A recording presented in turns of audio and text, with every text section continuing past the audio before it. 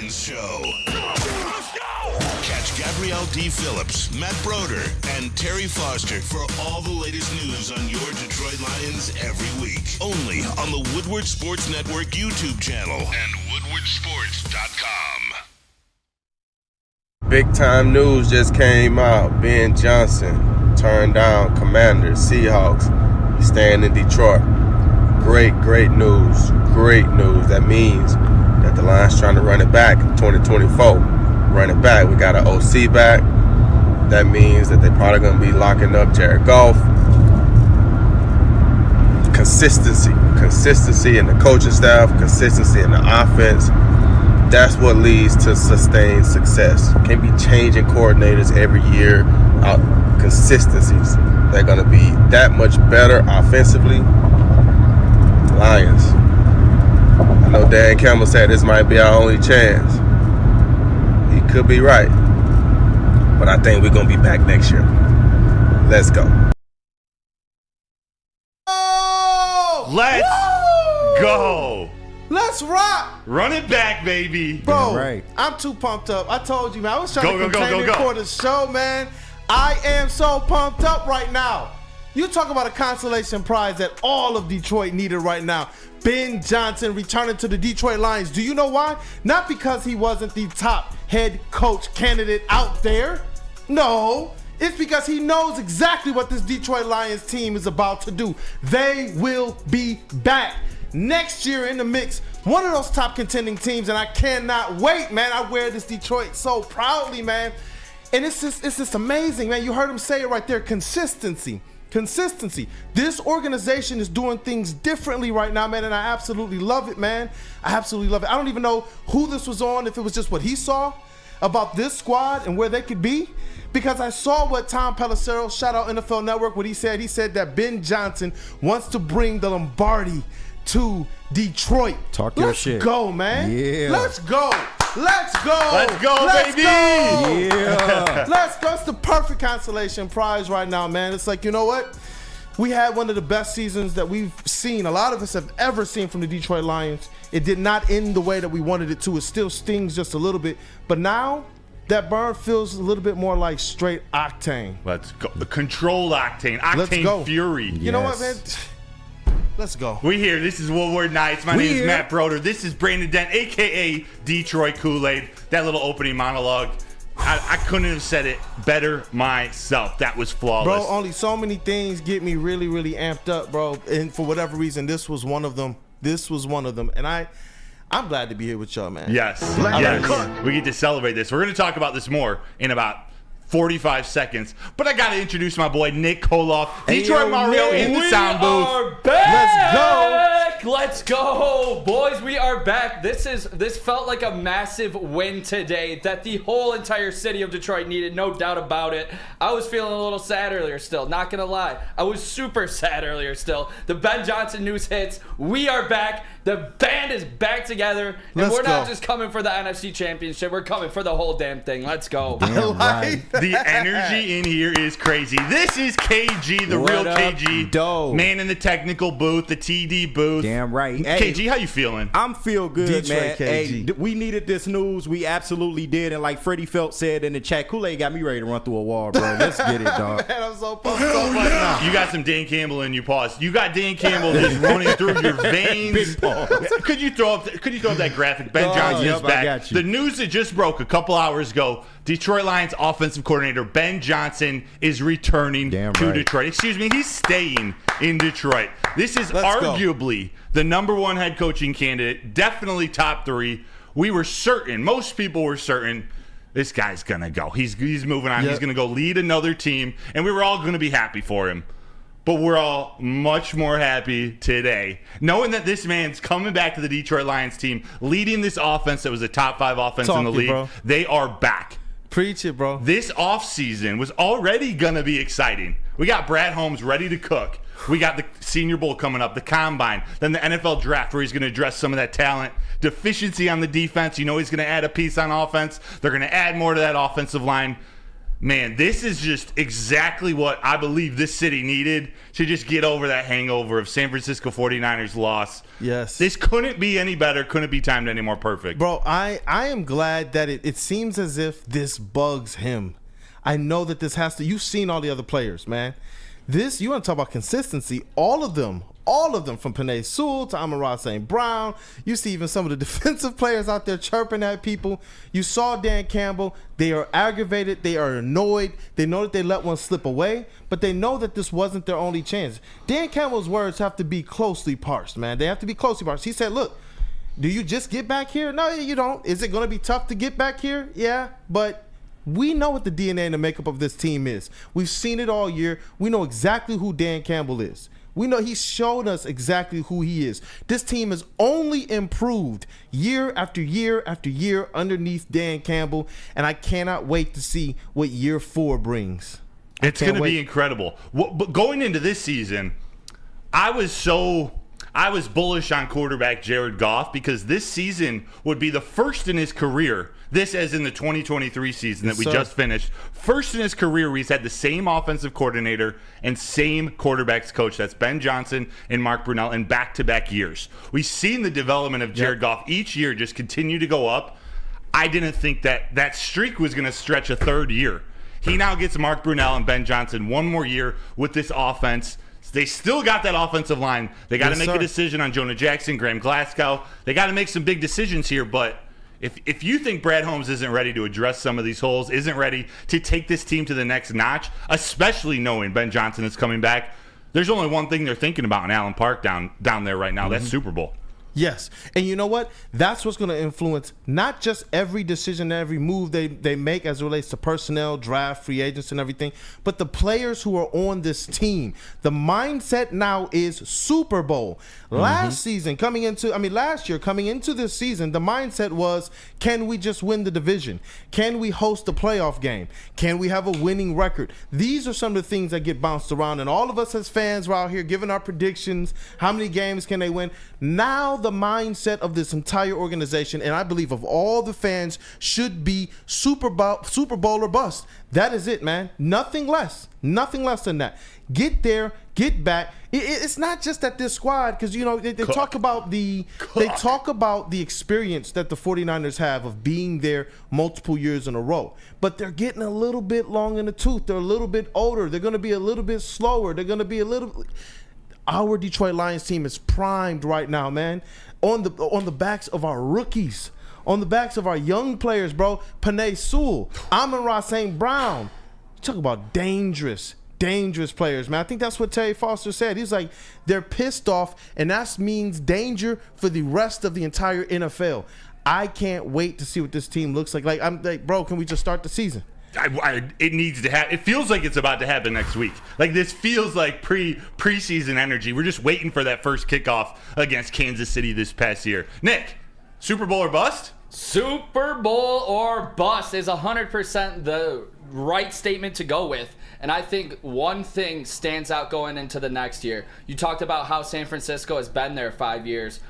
The Lions, that was their first run at it. Next time, they want it at Ford Field. Yeah. They want it behind these fans. And I think that's going to be super crucial to getting back to the same point we were this year, but just doing it at our home turf where we do defend the den. Damn right. It's crazy. And KG, I was talking about yesterday, what gave me optimism was that they went into San Francisco and it seems like they beat themselves. Yeah. San Francisco played fantastic in the second half, but the mistakes that were made were all fixable. They're all coachable. They're all things you don't expect Josh Reynolds to drop those balls. I don't expect him to do it again. Yeah. Does that give you more optimism? Does that just make you that much more confident that Super Bowl is actually what this team should be thinking from this second forward? Yeah, absolutely. And they proved it to themselves. They got to this point at what a lot of people thinking that they were ahead of schedule.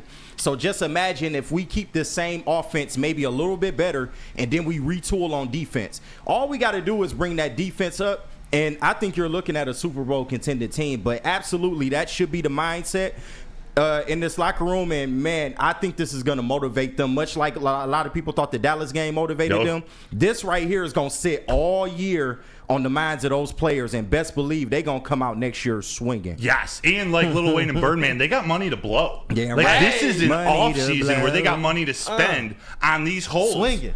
You know what I'm saying? and KG, I'm gonna bump forward three graphics. Okay. There was one about the odds of the Lions to make the Super Bowl. I got you. They came out before Ben Johnson declared he was coming back. Kool-Aid That's what plus I'm talking 700. about. This looks like they're the third favorite in the NFL. Yeah. Yeah, and that's what I'm talking about too, man. It's all of these things, this combination of things. cash, homie. It's what Ben Johnson is seeing. It's what these coaches are seeing. It's what the players are seeing. It's what we know after seeing this team for the whole season, bro. When they went into Dallas, I remember I was like, okay, this is going to be my litmus test, because up until that point, the best teams they played, you know, it didn't go as well in that Seattle game. When they dropped that one, it's like, okay, it for me as a long-term Lions fan and not knowing where they were headed, it was like, okay, it's a little shaky right now. But let's see what this team is going to do. And when they went to Dallas, that asterisk win, you know, I'm going to still call it 21-20. I know the record books is going to say 20-19. I don't give a flip. I don't really care about that, man. We saw what our Detroit Lions did. And I'm talking about, man, balls of steel from Dan Campbell as well. After I saw that, it really started to cement in my mind that this team is for real. They are one of the top teams in the NFC, not just the NFC North. I know people keep talking about, oh, they got a tough schedule next year. No, the Lions are on everybody else's schedule. It's not the other way around. Yeah. Our job is to go out there and handle business. If we have this mindset of, oh, man, it's a tough schedule next year, what is that saying about your fandom? Like, let's get the same old Lions fans. Let's kind of put them off in the corner by themselves so that the big boys can handle business, man. We're a tough team. That's it. We're a tough team, Right. a physical team. They were smacking people all year. When they got to the playoffs, bro, they were out physically. The physical aspect that they were bringing to the games, especially against Matthew Stafford. You want to talk about no love. It was awesome when I heard some of the players saying, Matthew Stafford, yeah, we know he used to play here, but I ain't never played with him. Yeah. I don't have this connection to be like, oh man, Matthew Stafford, that's my guy. No, they just wanted to go out there and make sure that they didn't have to hear Matthew Stafford's name anymore. That they didn't have to worry about, are the fans going to cheer this guy? Are they going to wear his jersey? Where's the allegiances lying? No, now you have a team that you can actually believe in, because when Matthew Stafford first got traded, how much did fans believe in our team? Not that much. So much so that they were actually calling themselves the Detroit Rams and cheering on another team and another quarterback to the Super Bowl. Now you can cheer on your own team. That's what this is about, man. And then when you add in these other layers, what Vegas is saying, when you add in these other layers about all of the different show hosts who were trying to cook Dan Campbell, the reason why they were trying to cook Dan Campbell is not necessarily because of the decisions they were making. A lot of these hosts were saying that the Detroit Lions were the better team. Everyone is now coming to this same congruency, bro, that the Detroit Lions are a real squad. They are a contender. You're gonna have to bring your A game next year. I think it was Rex Ryan. I forget which host it was that said, you know what? No, it was Florio and his co-host. But they said it. They said it. Next year, the Detroit Lions are on everybody's radar. They're going to get everybody's best. And what I know about these Detroit Lions is they bring their best as well. And I can't wait, man. I can't wait. It still hurts. The loss still hurts. But this is one of those things where it's like, run it back. Run it back right now. Run it back, because I know who I am. I know who I am. Let's run it back.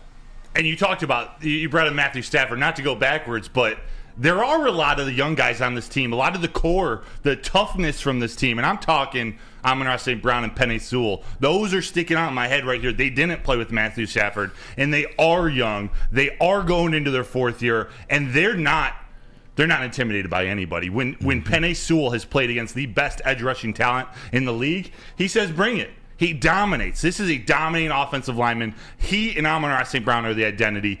Jared Goff, we know, is coming back.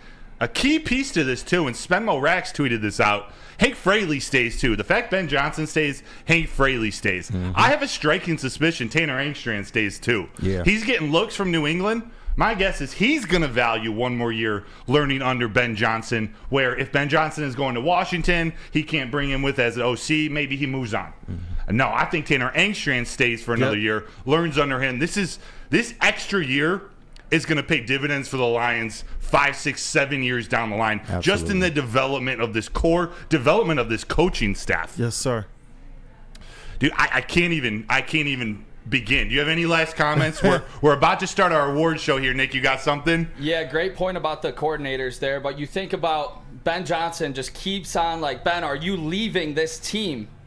I'm not going to. So quit asking. Quit asking! Let's go, boys. I'm not going anywhere. I like Let's that. go, boys. Let's go. So here's what we're going to do today. We can talk Ben Johnson more later, too. We're going to open up the phone lines. But for the next 3 segments, for the next 30 to 45 minutes, we're handing out some end-of-season Lions awards. It's time to celebrate this team. We've been down from that San Francisco 49ers loss, but this was a hell of a season. This was NFC North champions. This was playoff victory, Detroit Lions. Let's celebrate that. Let's give out awards from Rookie of the Year to MVP, all of it. We're going to have some fun, and we need your chat interaction. You guys in the chat are going to make the final vote for who gets these awards, so we need you to tap in when we come back. Nick, will you tell them about Big Boy? Yes, sir. Wintertime in Detroit is always better with comfort foods from Big Boy. Try the veal parmesan or the new Southern Comfort Chicken Bowl. How about breakfast? The stuffed potato pancakes are back. The classic lumberjack or Santa Fe garden. Also, new apple pie hotcakes that are too good to miss. Top it all off with a new gingerbread shake for dessert. And stop by your local Big Boy today. Have you ever wondered where all the finest restaurants get their steaks? It's Fairway Packing Company, providing Michigan restaurants, hotels, and casinos with prime beef for over 60 years. But now you can buy these cuts of meat for yourself at the Steak Shop by Fairway Packing Company. Prime porterhouse, A5 Japanese New York strip steak, dry-aged Wagyu beef tomahawk.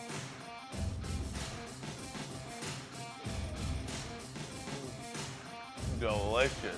Get to the Steak Shop today. Enjoy fine wine, have a private party, and get the finest cuts of meat anywhere. The Steak Shop on Mack Avenue in Grosse Pointe Woods, or order online, fairwaypacking.com. Now, coming to Woodward Sports, Woodward and Main Street, the Woodward Sports Network Detroit Lions Show. Let's go!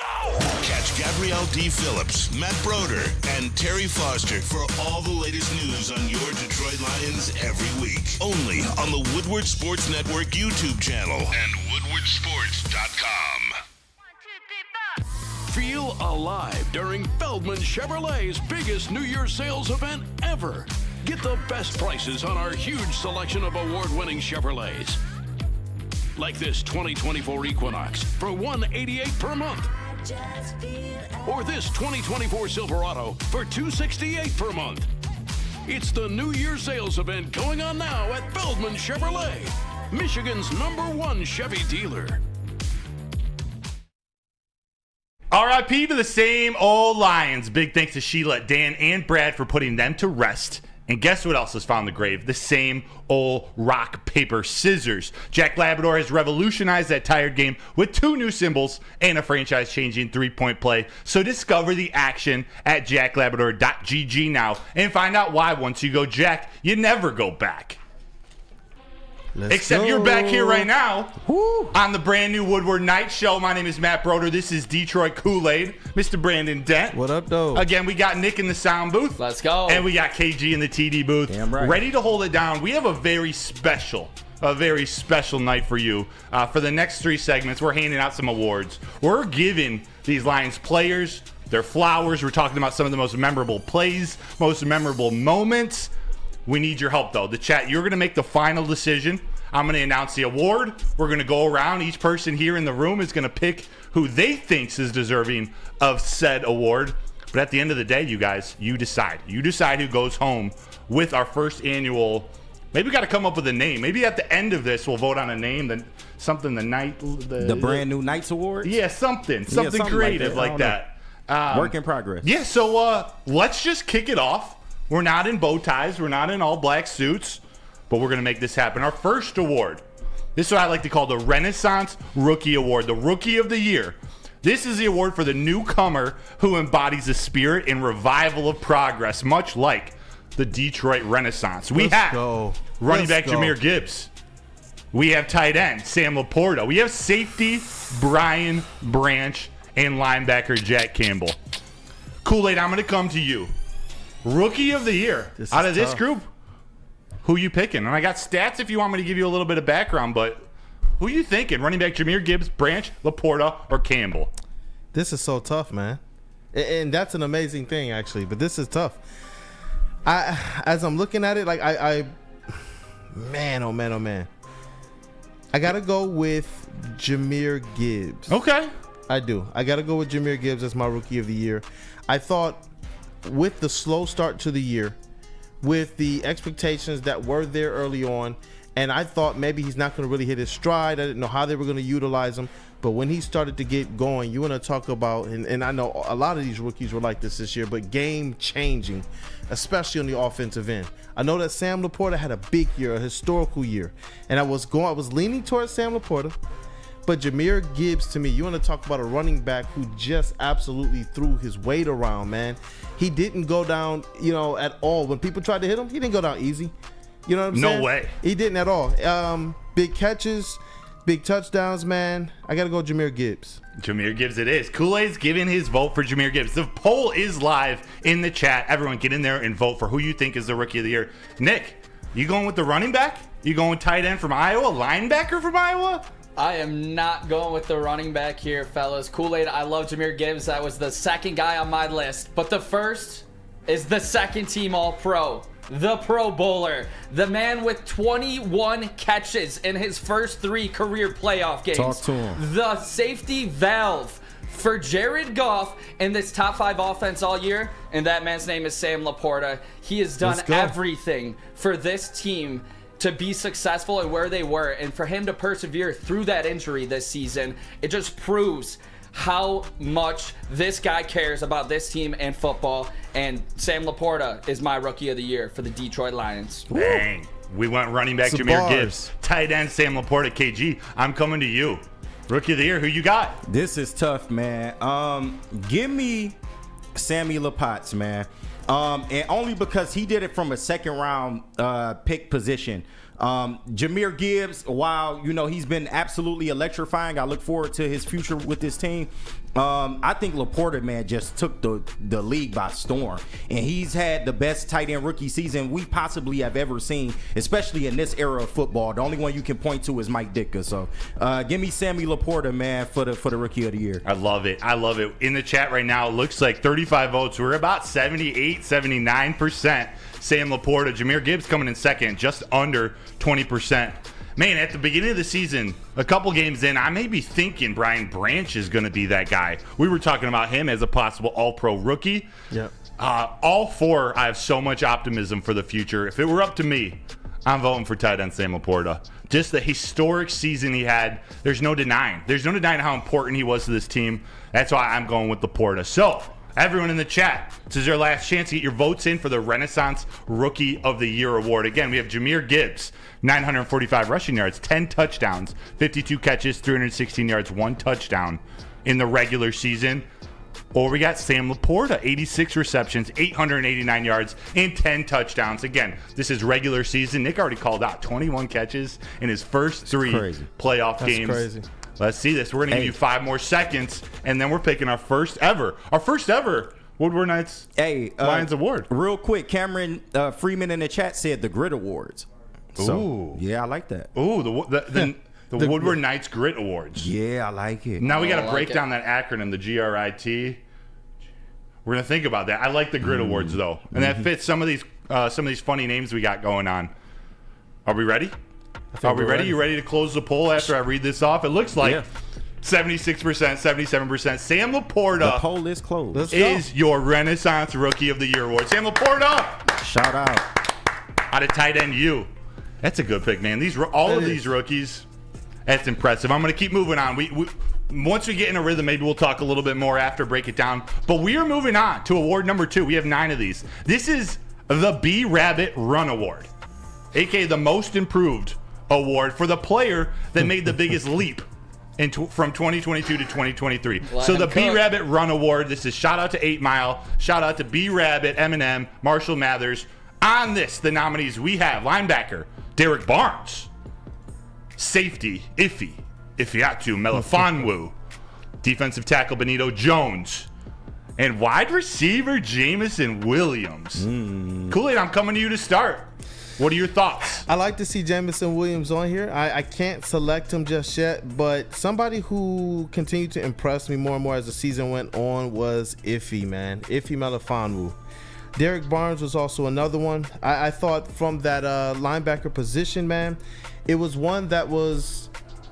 I didn't know what to expect coming into the year. I just didn't. And as the season went on and what he kind of did in the playoffs to step up, that's where I'm kind of split right now, man. Ife or Derek Barnes. Who are you going to go with? Let me go with Ife. Ife. Yeah, that defensive backfield, man, they had some issues this year, and I thought that he really stepped up. He made such an impact at the end of the year. Yeah. Like, we forget about, he didn't get much playing time early in the year, but once he got in there, it was impact player immediately. Yep. Nick, the B Rabbit Run Award, the player who took the biggest leap from 2022 to 2023. I love this name of the award, Broder. Yeah. Shout out. You are a magician yourself, talking about B-Rabbits. Gotcha. Pulling them out of the hat with that name right there.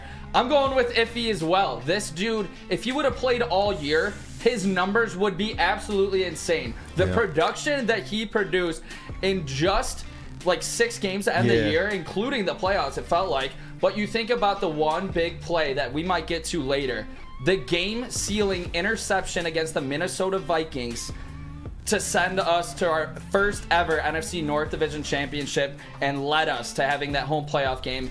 If he showed up in big spots all year, I'm not going to blame him for missing that sack in the last game. I wish he would have, but if he is my biggest leap of the year, most improved player. Love it, sure. KG coming to you. Hey, just to be different, I'll pick. It was gonna be Iffy. I'll pick JMO. Okay. JMO, I feel deserves some love here. It's been an uphill climb for him. We all know this, and a lot of fans wanted to give up on this kid. He kind of, he went through the injury, had to sit out basically a whole year. Then he had the suspension, which was kind of fluky if we're being honest here in retrospect. But he has gradually throughout the season just stayed the course and stayed making plays and developed more and more trust with Jared Goff to the point where in 2024, man, I'm excited to see what a full year of Jared Goff and J-Mo will look like in this Ben Johnson system. So I'm just giving J-Mo some love here. Give me J-Mo. I love it. I think it's a great, especially a great second choice. Looks like J-Mo's in second place here in the voting. We got 46 votes in. It looks 70% Iffy, 24% J-Mo. You think about the beginning of the season, there was all that talk. J-Mo, he's having hands problems. He's dropping balls in practice. So much hate. He's only running one route. They're only just throwing it deep to him. The emergence of him, the development of him. Yes, sir. It's been impressive. Yep. I'm going to go a different route, too. And this is nothing against Iffy. He's had a sensational year. I'm going to go Derek Barnes. Okay. I'm going to go Derek Barnes. Not only was that two. pick in the playoffs, one of the plays of the year, but he wasn't even on anyone's radar. He wasn't on my radar after last season. They went and drafted Jack Campbell to be the replacement, to be maybe the replacement for Alex Anzalone. Let those two play together. But Derek Barnes earned his spot. He developed. Like, that's all the coaches said. He developed. He got better. So I'm just going to go with Derek Barnes. All right. It does look like we know who this winner is going to be. I'm going to close this poll down now. Is closed. Derek Barnes was number 2 for me. Pardon? He was number 2 on this list for me. I like that. It's a big leap. They're all good names. Even Benito Jones, he was a practice squad player all last year. And although he doesn't make the flashy plays, this was one of the best run defenses all year. He had a lot to do with that. That's why I had to include him on this list of nominees. You did a great job with this too. Is Ifeatu Melifonwu. Safety out of Syracuse. Came over in that Jared Goff, Matthew Stafford trade. What a year. Our second award, the B-Rabbit Run Award, Ife Melifonwu. Moving on, last one of this segment. The Assembly Line Award. This is Mr. Reliable. This is for the player who consistently delivers reliability akin to Detroit's assembly line. We have wide receiver Josh Reynolds, right tackle Penei Sewell, wide receiver Amon-Ra St. Brown, and defensive lineman John Kaminsky. This one's going to be hard. Kool-Aid, who you got? Come on, bro. You got Amon-Ra and Penei Sewell up there? Yep. Come on, man. All right, look. I had to take some people off this list. Yeah, but listen, the best at his position in the whole entire league, in my opinion, is Penei Sewell. I want to give this award to Amon-Ra St. Brown, but what Penei Sewell did and what it influenced among this offensive line, I'm going to have to go with Penei Sewell.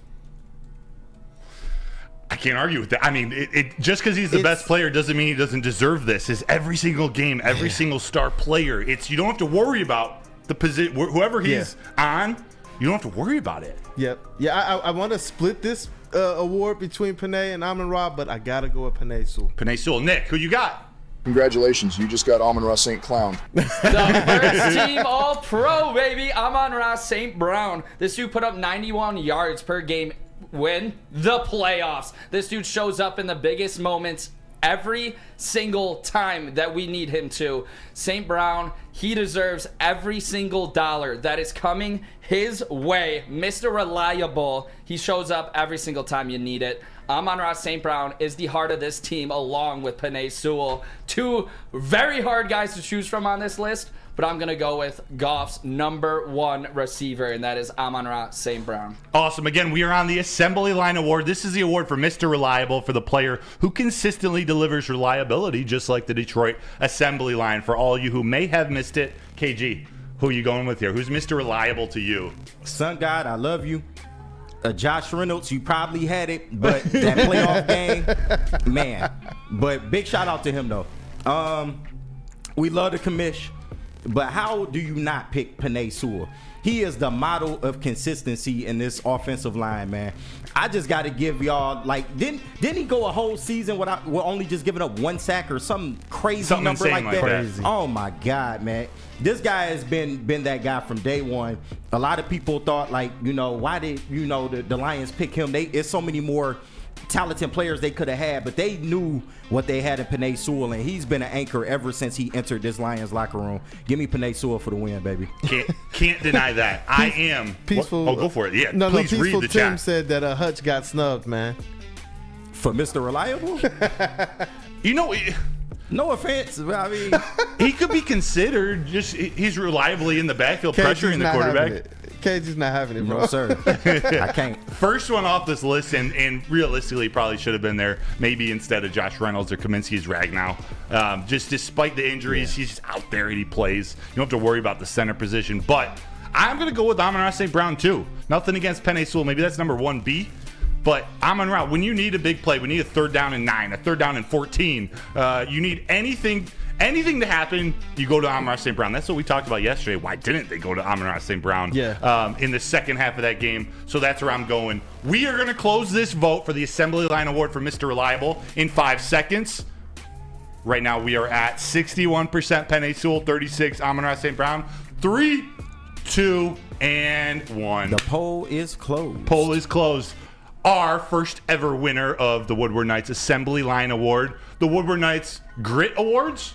I like that. Let's do that. I think we just stick with that. We got to find out who said that again. Cameron Freeman. Cameron Freeman. Shout out to you. Panay Sewell. Starting right tackle, all-pro, best offensive lineman in the league. Kaminsky got no votes. You got none. We should add like an Shout out honorary Kamish, Cameron man. Freeman Award for the best name on the team, or the best nickname on the team, or something like that. I like that. Yeah, I like he that. came up with the name of the Write that awards. down in the break. We're going to go to break. We're going to come back. We have 3 more awards to get to. They are the Unsung Hero, and it's not the name, Defensive Player of the Year, and the Play of the Year award. We're getting to that when we come back. Let me tell you real quick about... What am I telling you about? Mark White. Yeah, I'm telling you about Mark White Real Estate, because if you're feeling the financial pinch but want to buy a home, you got to go get Mark White Real Estate and Associates to help you out. They're going to contribute $5,000 to your closing costs. That's right, $5K. So call Mark White and Associates today at 248-290-8242 or visit them at markwhitesells.com. Feel alive during Feldman Chevrolet's biggest New Year's sales event ever. Get the best prices on our huge selection of award-winning Chevrolets. Like this 2024 Equinox for $188 per month. Or this 2024 Silverado for $268 per month. It's the New Year's sales event going on now at Feldman Chevrolet, Michigan's #1 Chevy dealer. Now, coming to Woodward Sports, Woodward and Main Street, the Woodward Sports Network Detroit Lions show. Let's go! Catch Gabrielle D. Phillips, Matt Broder, and Terry Foster for all the latest news on your Detroit Lions every week. Only on the Woodward Sports Network YouTube channel and WoodwardSports.com.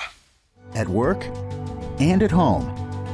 We're there with smarter security solutions, featuring complete automation with customized alerts and more. For over 90 years, we've been the company that's been counted on to protect what matters most, all with personalized service and care. Right now, for a limited time, receive a free video device plus free installation with a new home system. Guardian Alarm. We protect Michigan. Are you tired of wearing the same old Detroit sports merch? It's a new era in sports wearables. Check out WoodwardSports.com and click shop. Hoodies, tees, and the hats that are guaranteed to turn heads. Get the latest designs today at WoodwardSports.com and click shop. And we are back. This is Woodward Nights. My name is Matt Broder, one of your hosts. This is my co-host for the night, Brandon Dent, a.k.a. Detroit Kool-Aid. Yes, we are joined. We are supported. Our team is filled out with Nick in the sound booth and KG in the TD booth. We couldn't do it without you guys and can't do it without you, the chat, the fans, the listeners. Maybe you're listening to audio only. If you're on YouTube, I would really appreciate it if you could hit that like button. That helps us out. That helps this show out. We're going to get right back into these awards. We're going to start. This is the Motown Melody Maker Award. This is the award for the unsung hero, the player who brings harmony and great team chemistry, the Motown Melody Maker Award. Our nominees are left tackle, Taylor Decker. Linebacker, Jalen Reeves-Maybin. Backup number 2, quarterback, Teddy Bridgewater. And maybe I'll give a little background to this because I know he doesn't have any stats, but Bridgewater is he's the glue in that locker room. He's funny. He's a vet. He keeps everyone loose, keeps everyone focused. He's a mentor to J-Mo, helps out Goff, helps out Hooker. He is a bit of that harmony in the locker room. Then we got Graham Glasgow, offensive lineman. You don't hear any bad things about this guy. He can play every position on that offensive line. So there are your 4 nominees for the Motown Melody Maker Award for the player who brings harmony and great team chemistry. Kool-Aid, who you got? Taylor Decker. Taylor Decker, no question for me. You talk about somebody who was connected to the old way of things and was able to bring that type of perspective into what the Lions are trying to do and what they don't want to be. I have to go with Taylor Decker. I love it. Yeah. I love it. Nice and quick. Nick, who's that unsung hero? Who's bringing that team together, the harmony? This is a guy that's not so quick, but we don't need him to be. His name's Graham Glasgow. This dude has brought harmony to our offensive line. When Vitae went out with injury, who stepped up? Graham Glasgow. It's his second tenure in Detroit, and thank God it was, because we needed him to step up this season, and he did just that. Vitae went down. It could have been a disaster for this team. Absolutely wasn't, because of Graham Glasgow. Shout out Graham Glasgow. He was our unsung hero of the year. I love it. I love it. KG, your unsung hero. It's Graham Glasgow for all the reasons Nick just said. So give me Graham. Awesome. I'm seeing in the chat, David Beasley says Maybin. Sean and Rachel say Decker. Justin Van, this is a good one. Rodrigo. Malcolm Rodriguez, especially after this playoffs. But even throughout the season, filling on special teams when Kabinda went out. Like the things he did, just taking that role after being such a great rookie. Glasgow, Decker, Glasgow. I'm seeing some good ones in here. We got 27 votes in. Looks like 52% are going for the guy that I would choose, which is left tackle Taylor Decker. You know, Ragnow, Sewell, they get the love on the offensive line. The entire offensive line is great. Decker, you rarely hear anything out of him, but he is that glue. He's that guy who's been here for 8 years. We see him a lot now because he's been through the struggles. He's just a nice, calming voice, experiences the lows. He's now there with the highs. He's really helping this team. I'm going left tackle Taylor Decker. So we're going to close this vote in 5 seconds here. Again, this is the Motown Melody Maker Award, the unsung hero for the player who brings harmony and great team chemistry. We got left tackle Taylor Decker, Jalen Reeves-Maybin linebacker, quarterback Teddy Bridgewater, and Graham Glasgow. KG, if you could close that out. The poll. And you know what's is great closed. about this tonight? It's how close all of these categories have been. It kind of shows you exactly where the Detroit Lions are right now. They got a lot of good players. A lot of good players, man. They do. And the winner of this award is Mr. Taylor Decker. Let's clap it up for Mr. Decker. Clap it up, Taylor. Shout out Taylor. That's the most famous Taylor who was in the playoffs this season. That's right, Taylor Swift. Taylor Decker it is. Moving on. We're getting right through this. We got a few more to go. This is our Defensive Player of the Year award. The Diesel Defender. Defensive Player of the Year award. This is for the player who embodies the rugged, industrious spirit of Detroit. We have defensive lineman, edge rusher extraordinaire, Aiden Hutchinson. Defensive tackle, Ali McNeil. Linebacker, Alex Anzalone. And that rookie keeps finding his way on the nominee list, Brian Branch out of Alabama. Kool-Aid, you know I'm coming to you first. Oh, who you man, got? Bro, you might have to skip me real quick. I could go to Nick. Nick, no, you got a feeling right now, don't you? My defensive player of the year has never had a losing season in Detroit. He made the Pro Bowl, and his name is Aiden Hutchinson. Woo! This dude brings the mindset with him from college when he became a winner there. This dude, all he does is win, and all he does is show up, hit the quarterback, get pressures, and get sacks. This dude absolutely had a crazy year. Aiden Hutchinson is the defensive heart of this team. If he wasn't on this team, this season does not go the way that it does. He embodies everything that this city is about. And Aiden Hutchinson, Defensive Player of the Year for the Detroit Lions. Let's go. How about this, Kool-Aid? And I'm coming to you. Yeah. But in the chat, this is funny. I saw get out of here, poll. There, My bad. No. The poll's fine. I'm just saying it takes up half the chat. Yeah, it does. When it's open. But Shane Daniel goes toughest question so far. Mason Leach goes, this is the hardest one yet. And then my guy Eduardo O'Neill goes, Broder, this is the easiest one. Eduardo, who you got? Hutch ain't show up last game though. Okay. Eduardo, I'm gonna be looking for your answer, but Kool-Aid. Out of this four, who you thinking? Man, oh man, this is really, really tough. And it is close in the poll. Because, Alex Anzalone was somebody who was all over the field this year.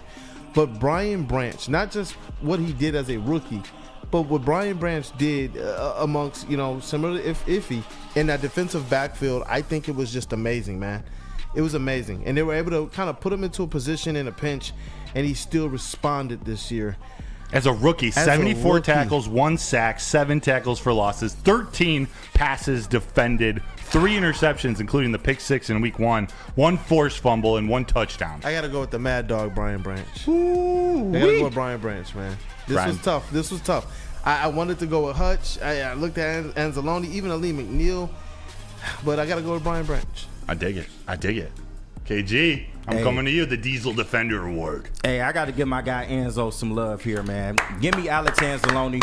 He's been absolutely like a dog this year, man, and he improved a lot. And me personally, I know some other fans had questions too when they re-signed him to such a long-term deal, and then we were like, are we really going to let Alex Anzalone be the leader of this defense going forward? I thought it was just like a stopgap signing, but man, he has absolutely improved this year, and I just got to give it up to him, man. Give me Enzo for Defensive Player of the Year. Let's go. And you know what? I'm going back to back. Love, bro. I'm going back to back for all the reasons we talked about. Maybe Barnes gets the most improved player. Enzo, they drafted his replacement, and he gets an extension, but he earns the spot as that leader of that defense.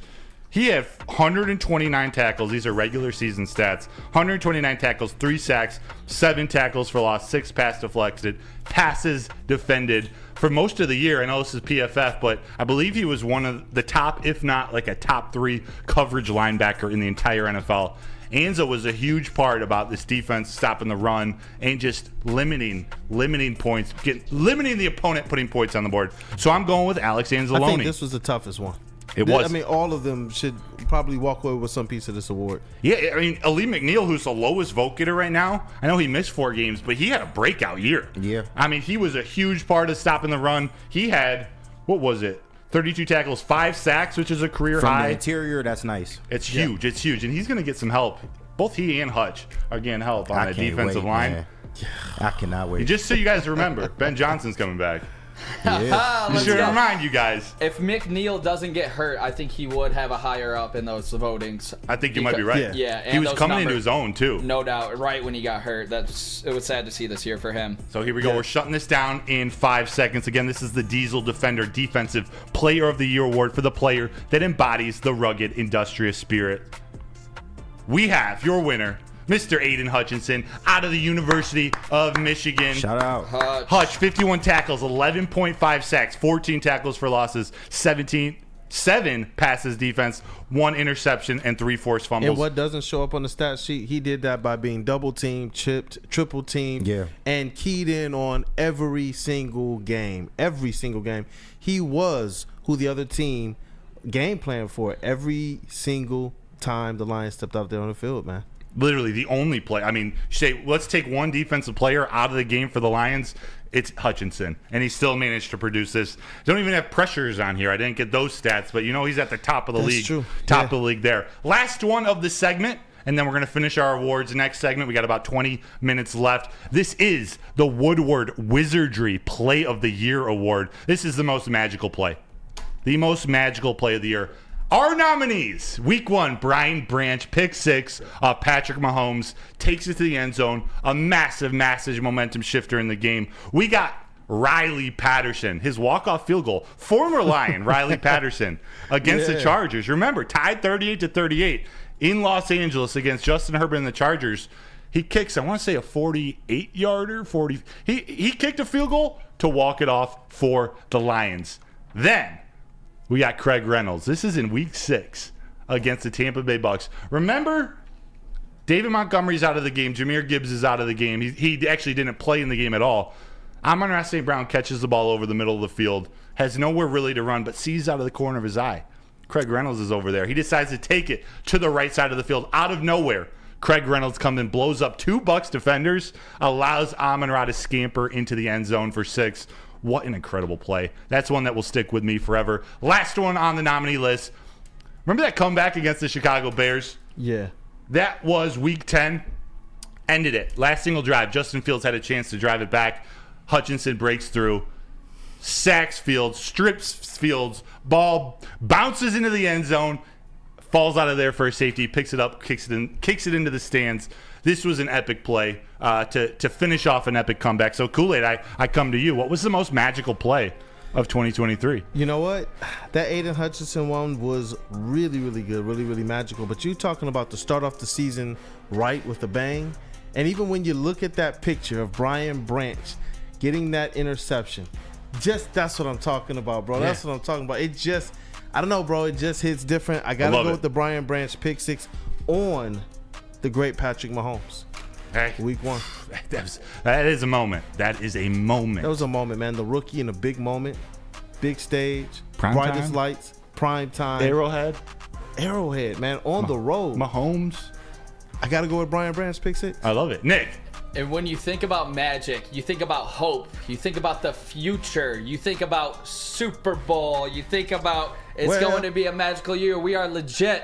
But that started with Brian Branch in the first game because it gave you all of this hope, all of these dreams that maybe this is our year. And he did it against Mahomes. What's up? I said, preach, preacher. Let's go. It's got to be Brian Branch pick 6. It gave us all this dream that we could go on. And when you think about magic, you think about dreaming, you think about Super Bowls, and it all put that in our sights that this could be a legit run this year. All starts with Brian Branch and his debut of his rookie season. KG, come to me so people can chill with that poll for a second, then I'll let you finish this off. I love that pick. In that, we'll see that. I have a gut feeling that that's going to win, but I can't get that Craig Reynolds block out of my mind. Like, that was such a defining moment for this team. It was an important game, and they made it work with missing a lot of players. But a guy like Craig Reynolds, who's respected so much in that locker room, we saw the offensive line fight for him on Hard Knocks a few years ago, to step up, not have a big rushing game, but to step up and do something like that in the biggest moment of that game. That's just everything we think about with this Detroit Lions team. They're so together, and this proves it. Yeah, and you know what? There's a couple other nominees in here. Read them off. There are plenty. Yeah, let's go. I'm seeing the J-Mo Superman touchdown. I'm seeing Iffy's interception to seal the division. J-Mo Superman touchdown by Bada Bing, Bada Boom. What about that? Colton's Cardboard nominated Iffy. Yeah, what about the Amon-Ra St. Brown, the 2-point conversion, diving into the end zone, doing the somersault? I think it was a 2-point conversion. Yeah. There were so many great. Of course, there were some left out. There are a few that might show up in our moment of the season. But KG, who you got? Yeah, and or what do you got? Like Kool-Aid said, mine isn't even on this list. Okay. Mine let it fly. is the Sam Laporta reverse that was taken later in the night by the 49ers in their game. You remember the Laporta end around? Oh, you the remember play that? action. I can't remember what team that was against, but it was at home. But yeah, it was the Laporta end around that he scored on. The Raiders? But if I got to pick one off this list, it'll be the Brian Branch pick six against the Chiefs. That just set the tone for the whole season, man. And it just let us know that the Lions are here and they're here to compete. And man, for a rookie to go do that in the biggest game possible, like I love that play. So give me that one for the win. That's awesome. I'm seeing great ones in here. John Miller, Read them off. St. Brown's first down against the Rams to seal it. Iffy pick, that's a good one. John Miller, Sean and Rachel. We really did have an amazing Hutch's, season. One-handed interception as well. Yes. Whoever made these, Shout out Peaceful Tim. whoever announced the nominees, they might have missed a few. They were grueling. They were really picky with these, but. We're going to give you 5 seconds for this is the Woodward Wizardry Play of the Year Award. The most magical play.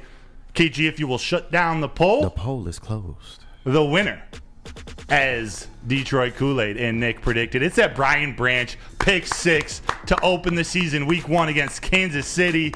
Patrick Mahomes. The rookie gets an award. I like that. It couldn't have started the season better.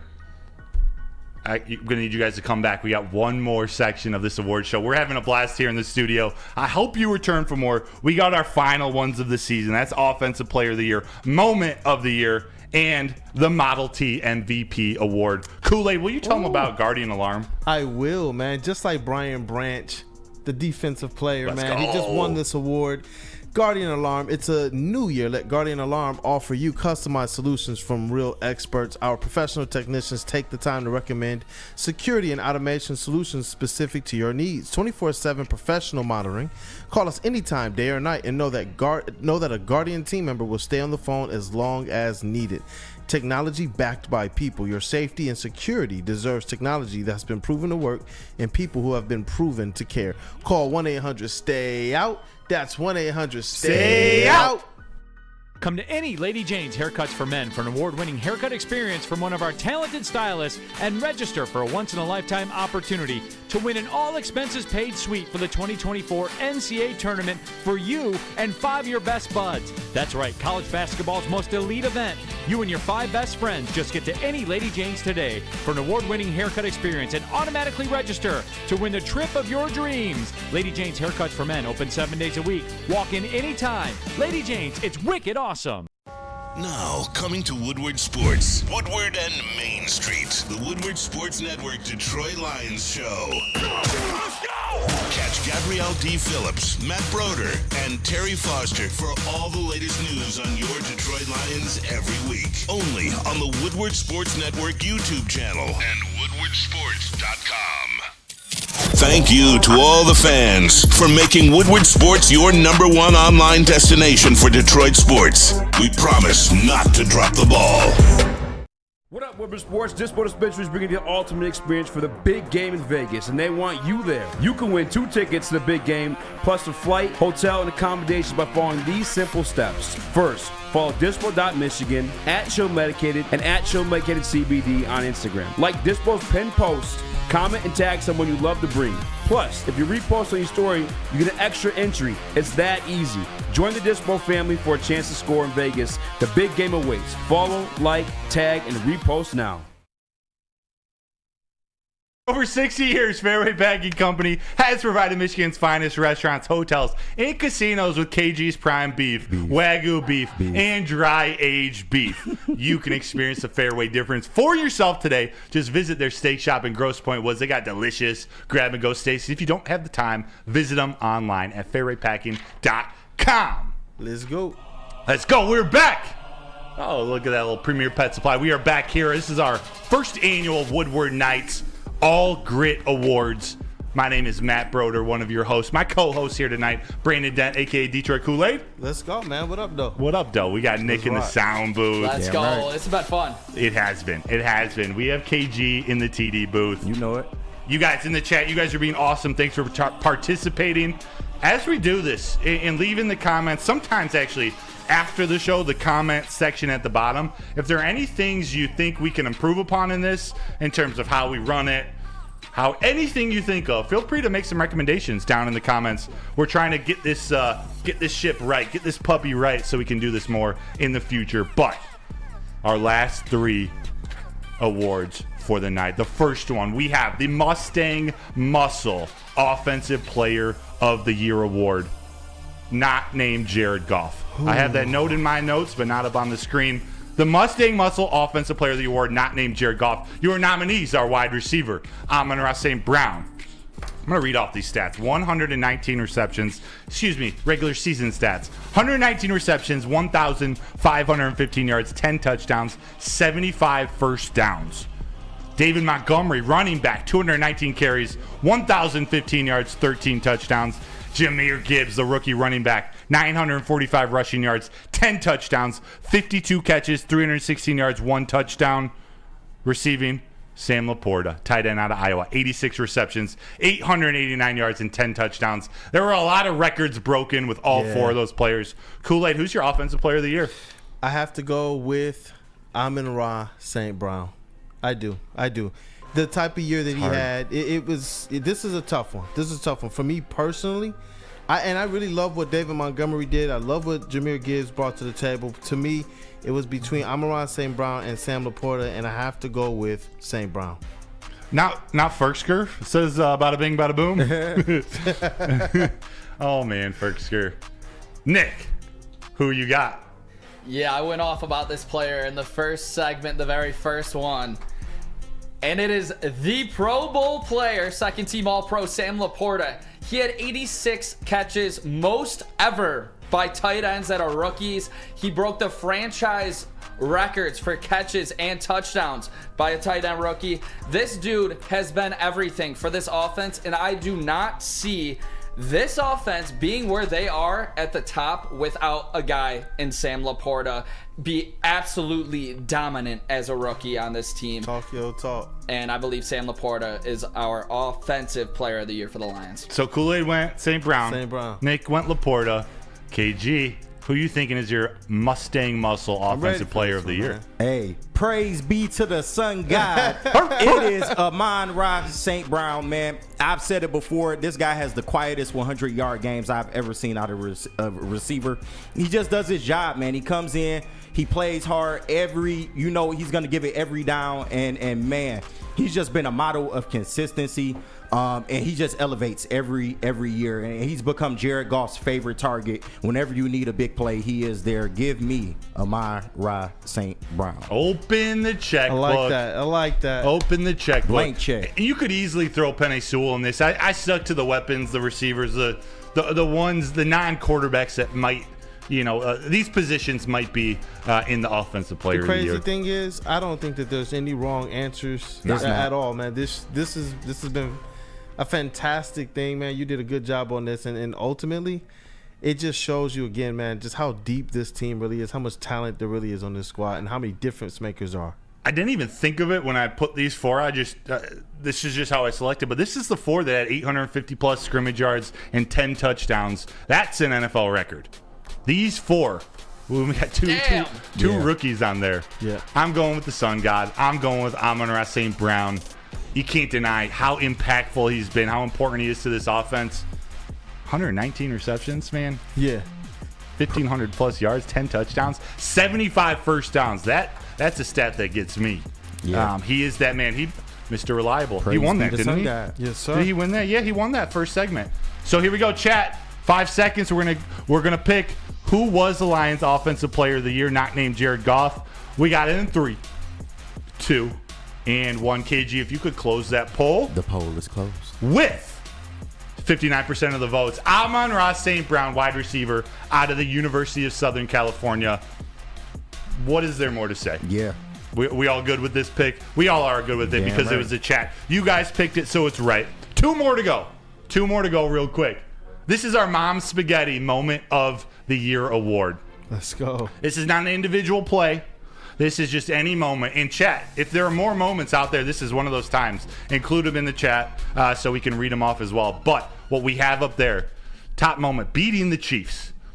Shoot, that Brian Branch pick six is a part of this, but they beat the Chiefs, defending Super Bowl champs week 1. How about week 4? Green Bay. After the Green Bay Packers game, Ryan Fitzpatrick goes, "Hey, Jared Goff, poor man's Matt Ryan." There was something about the moment when Jared Goff clapped back at him in the post game after they played an incredible game, taking over Lambeau. Oh, speaking of taking over Lambeau, should have involved the crowd and That's we need an honor. It wasn't just that he clapped back. It was while the crowd was yelling like Detroit Lions. It was an epic moment. You see like Brad Holmes going crazy. I think that whole entire moment of knowing like they took over Lambeau, man, the House of Horrors. Sheila's just walking around like that's her house now as well. Like, yo, we got more real estate out here in Green Bay now. That was a pretty epic moment. It was. Thursday Night Football. That was their second primetime win of the season. How about week 17? The NFC North. Actually, no, it was, week 17. They clinched it in Minnesota, winning the NFC North Championship in front of the Vikings crowd. Or, finally there, winning your first playoff game versus the Los Angeles Rams, versus Matthew Stafford, Sean McVay, and that team. Kool-Aid, what was your mom's spaghetti moment of the year? Goodness gracious, man. Man, I know. This is a tough one. I know. It's like I wanted to say winning that first playoff game because of what that moment actually was with Stafford and the Rams coming to town, but it was something about winning that NFC North, that title, something about knowing that there's a banner associated with it, something about knowing like this is the beginning of a lot of these to come for the Detroit Lions. I got to go with winning the NFC North. Hey, I love it. Nick, your moment of the year. Mom spaghetti, knees weak, arms are heavy. There's vomit on a sweater already. Yeah, I was there for that, Kool-Aid, and that is 100% mine. I was so sick of all the Matthew Stafford love that some select people put to riding that dude's coattails. Their success was his success. I was tired of it. It actually angered me that people felt that way. They can feel however they want, but it did anger me. To get the monkey off of our back, it was our old quarterback who we beat in our first home playoff game at Ford Field. That was going absolutely insane. It was the biggest moment, I think, of my sports fandom life. It's been a long time since we've won a championship where I was actually like a fan. I think I was 6 or 7 when the Pistons last won one, and I was not the biggest hockey guy in the past. And this moment meant so much for this city and these fans. You cannot take any of that and that feeling away from us, and that was the biggest moment of the year for me, the Mom Spaghetti Award. I love it. I love it. Let's go. Our Vandalay in the chat, he says the first playoff game. Paul Thomas says first playoff game for me. Chuck Brewer goes Rams game, clinching the division for 5-1-5 Earl. Mason Leach goes the Lions first half against the 49ers. That was a pretty good moment. That was as high as I felt all year. You guys got some great ones in here. KG, what is your moment of the year? Hey, winning the division was great, but it all counted for nothing without winning that first playoff game. How can you not say winning the playoff game against Stafford? The world is watching. All of Detroit is out. And, man, what a moment, man. And it was such a well-deserved moment for the city. And it's just the epitome of, man, all the suffering we had been through. And it really just felt like that night SOL was buried, dead, and gone. So how do you not go with the playoff game? It's a one-horse race to me. Hey, and Chuck Brewer, I see in the chat, he says, we won the division by 3 games. The NFC North title was just a matter of time, so it wasn't a moment. I hear you on that. Maybe I'm thinking more, I don't disagree with you. I'm thinking the concept of winning the NFC North for the first time ever, winning the division for the first time in 30 years, like there is something special about that. That's what I was leaning towards all week. Game. Yeah. It's a banner game. You don't get a banner for the playoffs, but it's not about, if it's the moment, I get that. And that's what I was going back and forth in between. I know 10 years from now, 20 years from now, we're still going to be able to look up and see that NFC North banner, the first one. The first one. That's crazy to me when I think about it. This, I think that Lions fans a little bit, we're thinking how we know that this team is going to be. After you string together a couple NFC North division titles, like I believe this team is going to, then all of a sudden the moments do become what you do in these playoffs. And I like the way that KG actually put it. After you clinch the division title, that next thing to do is to win that playoff game. And it wasn't just a playoff game. It wasn't just any old playoff game. There were narratives that go along with it. It was your old quarterback who, as talented as he was, as much kind of the offensive weapons he had around him, he just couldn't get it done in the playoffs. He couldn't get it done in the division. Hey, I get it. I get it. This was a tough one for me. Yeah, and you think I'm talking that Stafford game. All of the national analysts, that NFL Live, we see all 5 of them pick the Rams on that bottom line. For all the stories that go along with that playoff win, it's hard to deny that moment. Once they went into victory formation, you see Jared Goff put his hands in the air. Yeah, there was something special. I think actually, KG, you convinced me into this. Shane D said, "My hair is silver. The last time we won the NFC North, my hair was solid brown." No, that's why some people, that moment might be more important. Like. Than us younger folks. We actually got a wide range of ages in here. But depending on what era you started watching the Lions, everyone's got a little bit different interpretation. So here we go. 5 more seconds. We have 1 more award to go, but this is your Mom's Spaghetti Moment of the Year award. KG, if you will close down that poll. Guess what? The poll is closed. And I like this. This was the top 5 number, I think, on Big D Energy with 69%. The Detroit Lions winning their first playoff game against the Los Angeles Rams. Yes. They turned Matthew Stafford upside down. I'm going to stop going down that path. Winning the NFC North came in second, 23%, beating the Chiefs week 1, 5%. And then golf claps back at Fitzpatrick, 1%. That was a moment, though. That was. Man, I didn't know I was a poor man's anything. Something about his the edge to golf. He showed me something in that. Yeah.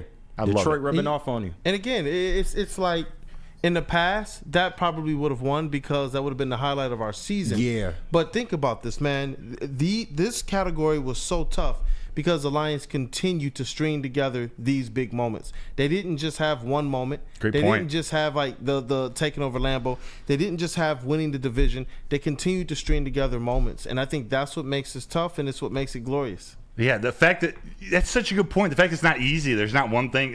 We have to think about these. There's multiple players, multiple moments. I'm going to make an executive decision and pivot. We're going to take a super quick break. We're going to come back for our very last word, our MVP award. But I'm going to have Kool-Aid first tell you about Planet Fitness. Come on back after the break. Planet Fitness is home of the judgment-free zone where anyone, and we mean anyone, can feel comfortable and work on their fitness goals. At Planet Fitness, you will experience a squeaky clean gym that has tons of equipment, a full-body workout in just 30 minutes, and all memberships include fitness training. You get all of this for just $10 a month, no commitment. No matter where you are, there is a Planet Fitness close by. There are more than 50 in Metro Detroit and thousands more throughout the world. Visit your local Planet Fitness today or visit them online at planetfitness.com. Where's the most convenient place to get that big fitness energy? It's Planet Fitness. Join today for just $1 down, $10 a month. With over 2,400 locations and equipment for every workout, you can get in, get energized, and get going. And with free fitness training and most clubs open 24 hours, everyone belongs in the judgment-free zone. So join today for $1 down, $10 a month, no commitment, cancel anytime. Now, coming to Woodward Sports, Woodward and Main Street, the Woodward Sports Network Detroit Lions show. Let's go! Catch Gabrielle D. Phillips, Matt Broder, and Terry Foster for all the latest news on your Detroit Lions every week. Only on the Woodward Sports Network YouTube channel and WoodwardSports.com. Thank you to all the fans for making Woodward Sports your #1 online destination for Detroit sports. We promise not to drop the ball.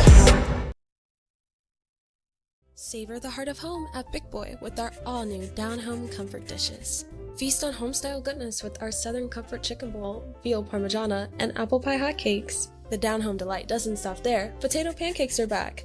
Dive into the richness of our perfectly crafted potatoes with our classic potato pancakes and our stuffed potato pancakes. Top off your meal with our new gingerbread shake, a seamless blend of creamy vanilla and sweet gingerbread flavors. Nothing beats the comforting taste of down-home cooking. Enjoy every bite, only at Big Boy. Give your pet the best. That means going to Premier Pet Supply, Michigan's best pet store. They've been owned and operated for over 30 years here in Michigan. That allows them to have the convenience and the prices to compete with the online, the big box retailers. They also have 60 brands of food, over 60, with nutrition experts to help you. So go check out PremierPetSupply.com today to get some food, get some supplies, get some toys for your pet. We are back. This is Woodward Nights. This is the first annual Woodward Nights All Grit Awards, the Lions end of season awards. We've done 8 offense, defense, moments, plays of the game, but we're here for our final, our MVP award. I want to thank everybody for tuning in. We are going till 10 o'clock. This is going to be our last award. We're going to be talking a little more Lions. We're going to be talking Pistons. I think we're going to be talking Red Wings too. But this is the culmination of the All Grit Awards. If you could hit that like if you're having fun, I would appreciate it. KG, here we go. The Model T MVP Award for the player that opened new avenues for the Lions' success, much like the Model T revolutionized transportation. Your nominees are quarterback Jared Goff, 4,575 yards, 67.3 completion percentage, 30 touchdowns, 12 interceptions. We have right tackle Penei Sewell. I don't have stats in my notes, but you know this man was dominant from start to finish. Amon-Ra St. Brown, wide receiver out of USC, 119 receptions, 1,515 yards, 10 touchdowns, 75 first downs. And the rookie, tight end Sam Laporta, 86 receptions, 889 yards, 10 touchdowns. Let us know in the chat, too, if there's anyone you might put in there ahead of Laporta. If there's anyone else you might include in this list, let us know. But these are the 4 we have. Kool-Aid, who is your Model T MVP award for the Detroit Lions 2023 season? You did it again, man. It's another tough one here. And, goodness gracious. But I got to go with somebody who hasn't won an award at all on this list all tonight. And that's with the quarterback, man. You're talking about the leader of the team, the guy who's just continued to shake up things, bust the narratives, and honestly was Mr. Consistency for the Detroit Lions this year. I got to go with Jared Goff as the Detroit Lions Model T MVP award recipient. I got to go with Jared Goff. I love that. I love that. In the chat right now, Jared Goff's in a close second, 39%. Penei Sewell in first at 46%, followed by Amon-Ra St. Brown at third. Nick, MVP award, your Model T MVP. You think about paving the way. That's where I'm going with this one. Penei Sewell, baby! Let's go. This guy has turned himself into the best offensive lineman in the entire NFL. You see how big of gaps that these running backs are able to run through. You do not see pressure from the right side getting to Jared Goff. Penei Sewell has been absolutely dominant for these Detroit Lions. He is the heart of this offense and the heart of that O-line that allows this team to be so successful in the run game and in the play action. Penei Sewell is my MVP for the Detroit Lions. KG, who you got? This is tough. But we have to go with the man that has been dubbed the King of Detroit. Oh. And that man is JG16, Jared Goff. Listen, man, Jared Goff, aside from about 4 weeks this season, was not only the Detroit Lions MVP, but he was also damn near an NFL MVP, if we're just being real. And this is not just for this year, but it's been a constant climb in consistency that we've seen from him. He's taken this Ben Johnson offense and ran with it, and just his improvements that he's made to his game over the last 3 years have been absolutely amazing. I don't think he gets enough credit. I know he's got a lot of haters for a lot of different reasons, past biases, ducks. Who cares, man? This guy, without this guy, the Lions would not be in this spot, point blank, period. Give me Jared Goff, JG16, for the Detroit Lions MVP. Let's go. I got to read a couple of these here in the chat. Corey Berry. I know Goff has the ball every play, but where would we be without Penei, the foundation of what Brad and Dan have built? Couldn't agree more. Then just below this, I love this, Chuck Brewer. This team became the new Lions when Sewell went face-to-face with Aaron Donald and the Rams his rookie year, and he's led us ever since. Those are 2 fantastic comments. 2 definite reasons why Penei Sewell should be in the mix for the Detroit Lions Model T MVP award. And I really want to give it to him. Penei Sewell, he's the best offensive lineman in the league. Yeah. And this team is built off the offensive line. That's our identity. But I got to give it to Jared Goff. I knew it. And I need you guys to do something with me here. Yeah. Jared Goff. Jared Goff. Jared Goff. Jared Goff. Jared Goff is my 2023 Model T MVP. We couldn't ask for a better quarterback for this team at this moment in time. Like I said, we're built through the offensive line. Jared Goff, when he has time, when he's not getting pressured up the middle, I'm not taking anything away from him. He's elite. When he has that time, he's elite. He makes all the plays. He delivered the ball to all 4 of those players who had over 850 scrimmage yards, 10 touchdowns. He made the calls, too. Even in this last game, there was a Jahmyr Gibbs audible, a 13-yard run on 3rd and 13. He's done that multiple times, so I give a lot of credit to that pre-snap decision-making. Jared Goff has been everything this team has needed at this moment. Doesn't matter what's going to happen in the future. I believe he'll be there, especially with Ben Johnson returning. But for this season, Mr. Consistent, Mr. Reliability, Offensive Player of the Year. He probably could have won all of them. Remember, he started the year finishing his streak 383 games in a row, 383 pass attempts in a row without an interception. Yeah. He has been that guy to turn this around, along with Penei Sewell, along with Amon-Ra St. Brown. So for my 2023 MVP, it is Jared Goff.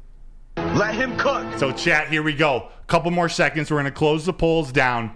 Right now, it's a battle. Jared Goff, 45%. Penei Sewell, 39. Amon-Ra St. Brown, 16. It's close. Are there any others? You guys see any others in the chat of guys that Ragnow? I see Ragnow. That's a great one. Got to be Larkin, the away fan. I see you. I see you. We're going to close it down here in 3, 2, 1. KG, want to close that poll? It's closed. Your 2023 winner, as voted on by the Woodward Knights chat. This is the All Grit Awards first ever Jared Goff Model T MVP award with 44% of the votes. Everybody, congratulations. Now that I got KG on screen, let's get one more. Jared Goff. Jared Goff. Jared Goff. Let's go. Jared Goff. Let's go. I gave one more extra. MVP. He deserves Let's it. go. Who you picked? You picked Jared? Yeah. You want Penei? I'll pave the roads. Yeah, pave you the went roads. with Jared? Pave the roads. We went to Jared. Paving the road. We went to Jared. Oh, let's go. Thank you guys for all participating. We got some more great segments coming up. I got a question to pose to the group that connects all 4 of these Detroit sports teams before we start digging into the Pistons, digging into the Red Wings. I want you guys to know, we're joined tonight by the Pistons beat writer. It's been beat writer, beat reporter. It's been a difficult season. Yeah. This team's 3-4 in their last 7 games. They're showing some positive signs. We're going to get into that later on in this hour. Kool-Aid, could you tell them about? Nothing. Actually, you told them about Planet Fitness last time. We're going to go right to break. How about? Right, KG? Yeah. We'll see you guys in about 60 seconds.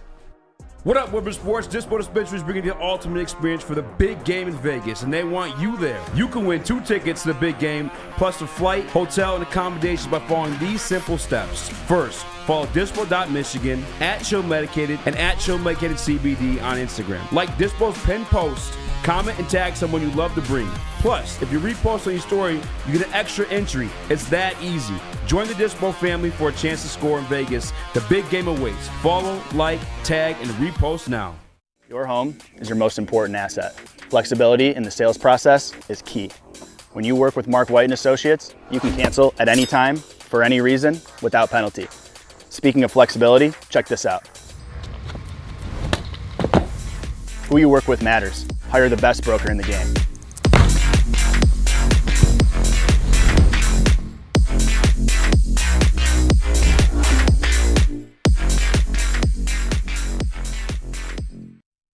Come to any Lady Jane's Haircuts for Men for an award-winning haircut experience from one of our talented stylists and register for a once-in-a-lifetime opportunity to win an all-expenses-paid suite for the 2024 NCAA tournament for you and 5 of your best buds. That's right, college basketball's most elite event. You and your 5 best friends just get to any Lady Jane's today for an award-winning haircut experience and automatically register to win the trip of your dreams. Lady Jane's Haircuts for Men open 7 days a week. Walk in anytime. Lady Jane's, it's wicked awesome. If your house is on fire, I really hope that you have Swiss insurance. It's that time of year where you got to lock down your home and your auto insurance. What that means is you need to shop it like a pro, and you need to reach out to Mark at SwissINS.com or give him a call at 248-800-4177. Swiss Insurance covers the Woodward Sports Network, and they should be covering you too. Oh, there we go. 2-shot. We are back. Let's go. Let's Kool-Aid. go. Let's go. Get things pumped up, That's man. 2 straight shows I get to host with my guy, Brandon Dent, a.k.a. Detroit Kool-Aid. He is the Woodward Sports Network beat reporter, beat writer. He does it all here. Yes, sir. Social media leader. Dude, Kool-Aid, you are the man. Thanks for appreciate joining you, us brother. tonight. Thanks for joining us last night. You having fun? I'm having fun. I'm having fun. Look, man, and the way that we started the show with the Ben Johnson news, I'm definitely having fun, man. Glover Quinn, I'm like pumped up for this Detroit Lions season ahead. Obviously, what's happened is still stings, still hurts, but I am excited with the fact that this team isn't just rolling over and playing dead. They're saying, you know what, we got more to do. We have business to handle. Unfinished business, man. That's what they said. Ben Johnson texted Amon-Ra St. Brown. I'm ready to go. Can you imagine being Amon-Ra St. Brown and getting that text and being like, oh, yes, it's happening. It's happening. We're about to run it back. Thank you all 141 of you who are in the chat, everyone who's watched or are watching now while you're running it back. Thank you for joining us. If you could hit the like button, if you're on YouTube, that would be very, very much appreciated by us. I'm going to pose one question before we start, before Kool-Aid gives us a little State of the Union, where the Pistons are at right now. I got to make sure I phrase this right, because I have this question.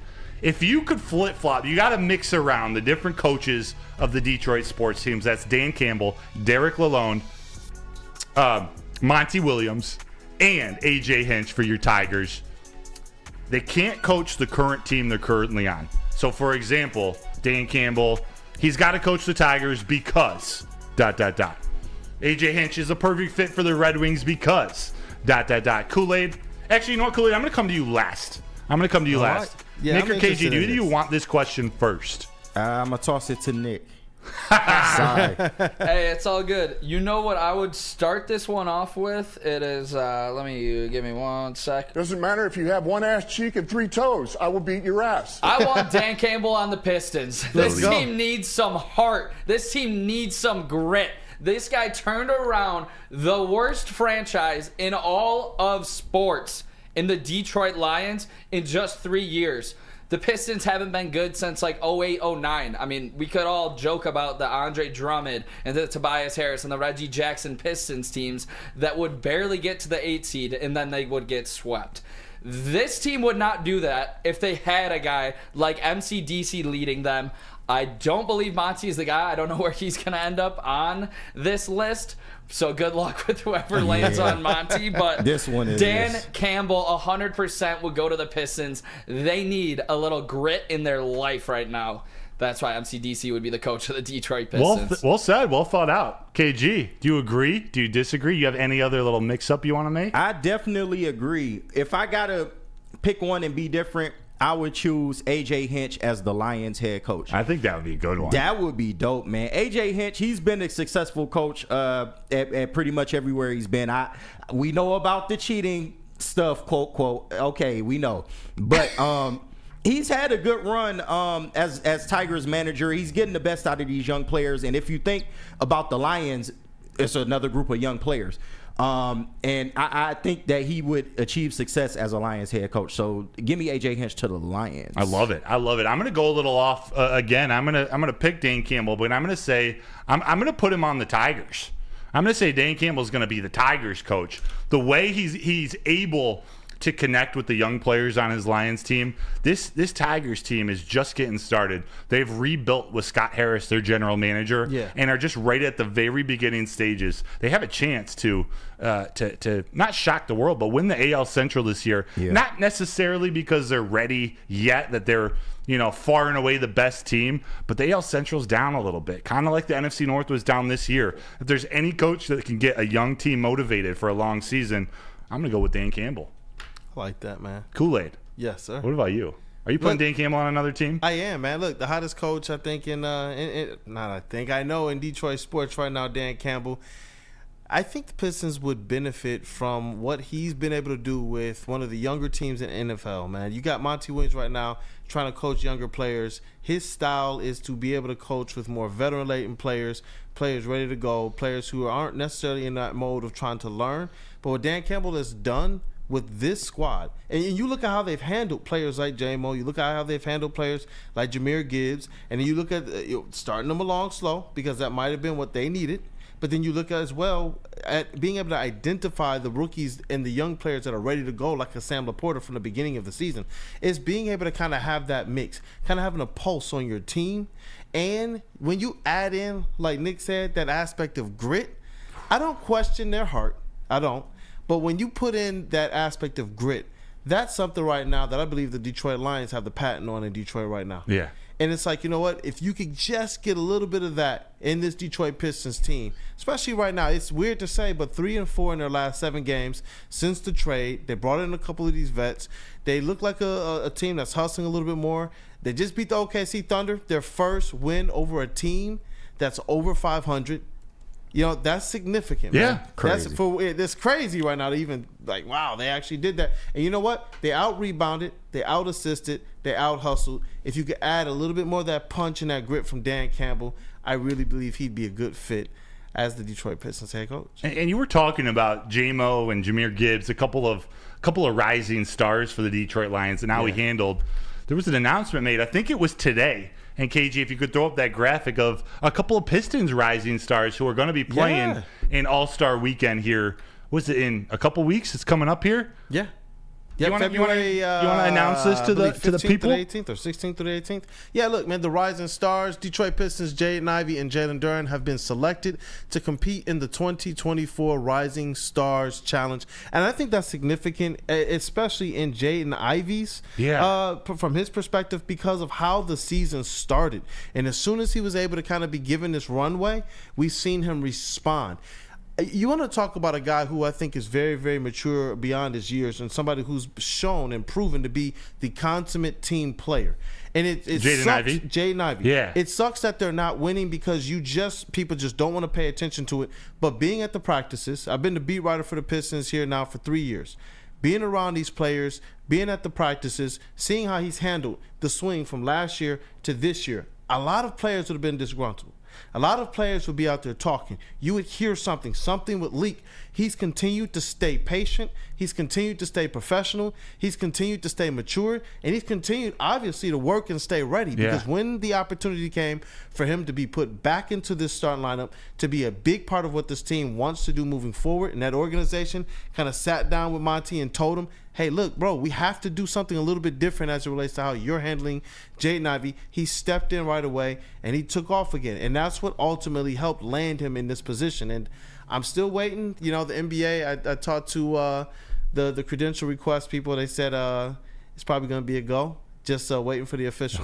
For All-Star Weekend? Kool-Aid and All-Star Weekend. Kool-Aid. Let's go. Let's go. I'm ready to go, though. I'm really excited, or I'm glad you started talking about Jaden Ivey and explaining that he belongs in this game. He's still viewed as that type of player across the NBA. I've been so locked on the Lions these last couple months. And rightfully so. I've kind of gotten away from like really understanding what's going on with the Pistons team. But I've heard, and I know enough where, you know, Jaden Ivey wasn't starting at the beginning of the season. There were questions with the starting lineups, the roster management of Monty Williams in his first season. But you never heard of anything negative coming out of that camp from a guy like Jaden Ivey. Nope. It's been positive since the moment he was drafted. He wants to be in Detroit. He wants to be a Piston. The moment where it could have all gone wrong for a lot of young basketball players, a lot of young athletes, is that moment where you lose your starting job after really carrying the team through a really difficult stretch of basketball last season. But he's just hung with it, and he's playing well. He's playing a lot better than he was at the beginning of the season. Am I right? He is. And obviously, the last kind of thing that they have to get right, and Monty Williams talked about it today, is the fit with Cade Cunningham. Okay. He's saying that when Cade Cunningham gets back, when he gets into a rhythm, this team obviously is better with Cade Cunningham on the floor rather than not. But one of the things that they haven't gotten the opportunity to do is build that chemistry. Cade Cunningham hasn't really played with this team. He just hasn't. 12 games last year. He didn't get a lot of time with Jalen Duren or Jaden Ivey. And then you come into this season, you add a couple more rookies, you add in some new players, and the chemistry is a little bit off. Now, when you're playing with Jaden Ivey, when he has the ball in his hands, it's just everything is go. Everything is fast. The tempo changes. When Cade Cunningham comes into the game, it's a little bit more methodical of a pace, and it's a little bit more ISO. So what I'm hoping is when he gets back, I actually want to see the look where they let Jaden Ivey not necessarily run the complete show, but let him get some looks at point guard to see exactly how this pairing can match up, because Cade Cunningham's efficiency as a shooter, it goes up when he's off ball. I want to see that. I want to see that. Interesting. Yes, sir. I have a question to ask you about those two when we come back, but it's fair to say that although it's been a difficult start, their ceiling is high. Like this team, some of these young players, they still have a high ceiling. Yeah. Like Dispo.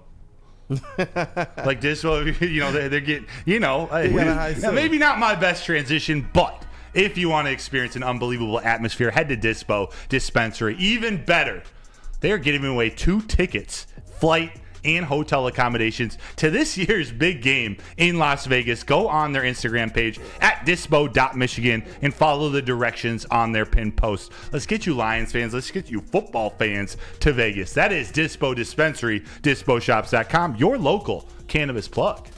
Come to any Lady Jane's Haircuts for Men for an award-winning haircut experience from one of our talented stylists and register for a once-in-a-lifetime opportunity to win an all-expenses-paid suite for the 2024 NCAA tournament for you and 5 of your best buds. That's right, college basketball's most elite event. You and your 5 best friends just get to any Lady Jane's today for an award-winning haircut experience and automatically register to win the trip of your dreams. Lady Jane's Haircuts for Men open 7 days a week. Walk in anytime. Lady Jane's, it's wicked awesome. At work and at home, we're there with smarter security solutions. Featuring complete automation with customized alerts and more. For over 90 years, we've been the company that's been counted on to protect what matters most, all with personalized service and care. Right now, for a limited time, receive a free video device plus free installation with a new home system. Guardian Alarm. We protect Michigan. Feel alive during Feldman Chevrolet's biggest New Year's sales event ever. Get the best prices on our huge selection of award-winning Chevrolets. Like this 2024 Equinox for $188 per month. Or this 2024 Silverado for $268 per month. It's the New Year's sales event going on now at Feldman Chevrolet, Michigan's #1 Chevy dealer. Since 1996, Feldman Automotive has been driven to provide a first-class automotive buying experience. They call it the Feldman Advantage. They got 18 dealerships, so there's got to be a location nearest you. Just visit feldmanauto.com to find that location. Also, catch Woodward Sports here every Monday at their Novi dealership when they host us as part of what makes Feldman Chevrolet Detroit's #1 Chevy dealer. Oh, yeah. I always think of Lil Wayne when I hear this song open. Yeah. There's some Young Money here. This is, I forget which song it is, but I hear it. Yeah. Welcome back. Welcome back to Woodward Nights. Baby. Yes, we just got done with our All Grit Awards. My name is Matt Broder here with Detroit Kool-Aid, a.k.a. Brandon Dent, or flip that around, Brandon Dent, a.k.a. Detroit Kool-Aid. We got Nick. We got KG. We got a full house. Kool-Aid was just talking. He was opening with the Pistons, and I'm getting back into the mix. And I had a question when he was talking about the speed that Jaden Ivey plays with. That when Cade comes on the floor, it changes a little bit. It's a little more isolation. It's a little slower. I started thinking, it's not necessarily a good thought. I started thinking Russell Westbrook and James Harden, and that they just didn't really work out on the floor together. What are your thoughts about that? Like is that a worry for these two, or what's their path? No, it's not a worry for these two. The biggest worry for them and their fit are the shooters that you put around them. Cade Cunningham, historically in college, as well as on these kind of under 17 USA teams, and his start to the Pistons career was to probe first. Look to set up his teammates first. Look to get the passes to them and get them going first. And then he generally, especially in his rookie season when he was one of the top clutch players in the entire NBA as a rookie, then he would start to kind of take over in the fourth quarter, especially when he had, during that year, I think it was Kelly Olynyk, Jeremy Grant, Sadiq Bey, and he had a couple people that could knock down some shots. That's when Cade was at his best. As it relates to Jaden Ivey and his fit, the one key thing is this, and he talked about it. He played off ball in Purdue. He's still learning to try and play on ball with a dynamic player like Cade Cunningham. He's still learning. It's only his second season. You know what I mean? It's he's young. Yeah, he's young. Yeah. He's young. And that's a part of it too. This team still has to go through maturation, still has to go through development. Every time I ask these young players a question, especially Marcus Sasser, it looks like he has a handle on the game. And then I ask him, do you feel like you're hitting your stride? And he's like, I still got a lot of things to learn. I still have a lot of things that I got to learn about this NBA game. I think that that's something crucial to keep in mind. Absolutely. KG, do you have a question for him, or he's kind of tiptoeing around it? Yeah. And you brought it up. Ivy, he played more off ball in college coming up. Yeah. Why wouldn't you keep Ivy off ball with a Cade Cunningham that's really good at setting up and running the offense. I would prefer to have a weapon like Jaden Ivey, who's athletically gifted, attacking the basket. His jump shot has been pretty good. I would prefer to have him off ball, but can you explain like why you wouldn't do that in a sense? I would still have him in some off-ball sets. Obviously, when you have a Cade Cunningham out there on the floor, the best thing to do is have the ball in his hands. But what they've begun to understand, at least with this fit, is that Jaden Ivey has this impeccable skill of not really being able to be double-teamed. Mm-hmm. So when you put the ball in his hands and he's able to get around his defender or utilize the pick and roll to get into the lane very, very quickly, he's been one of the ones that honestly has set Cade Cunningham up for wide-open threes the best. Cade, usually when Cade is shooting a three, it's coming off of his own looks. Earlier in the season, they tried to force it with Killian Hayes, but all the defense just stayed home because Killian Hayes is not the type of player that a defense is keying in on or believing is going to beat them. Yeah. But when you have an Ivy who can get to the rim, like against the Milwaukee Bucks when they almost won, they almost beat them. Yeah. He was the only player out there from the point position, especially from the point of attack, that was finishing over Lopez. Mm-hmm. Like everybody else was going to the rim and getting blocked. So when you have that type of a player who can break down his defender, he can kind of beat the double teams, he can draw a defense to him, and then pass out to the better three-point shooter between the two of them.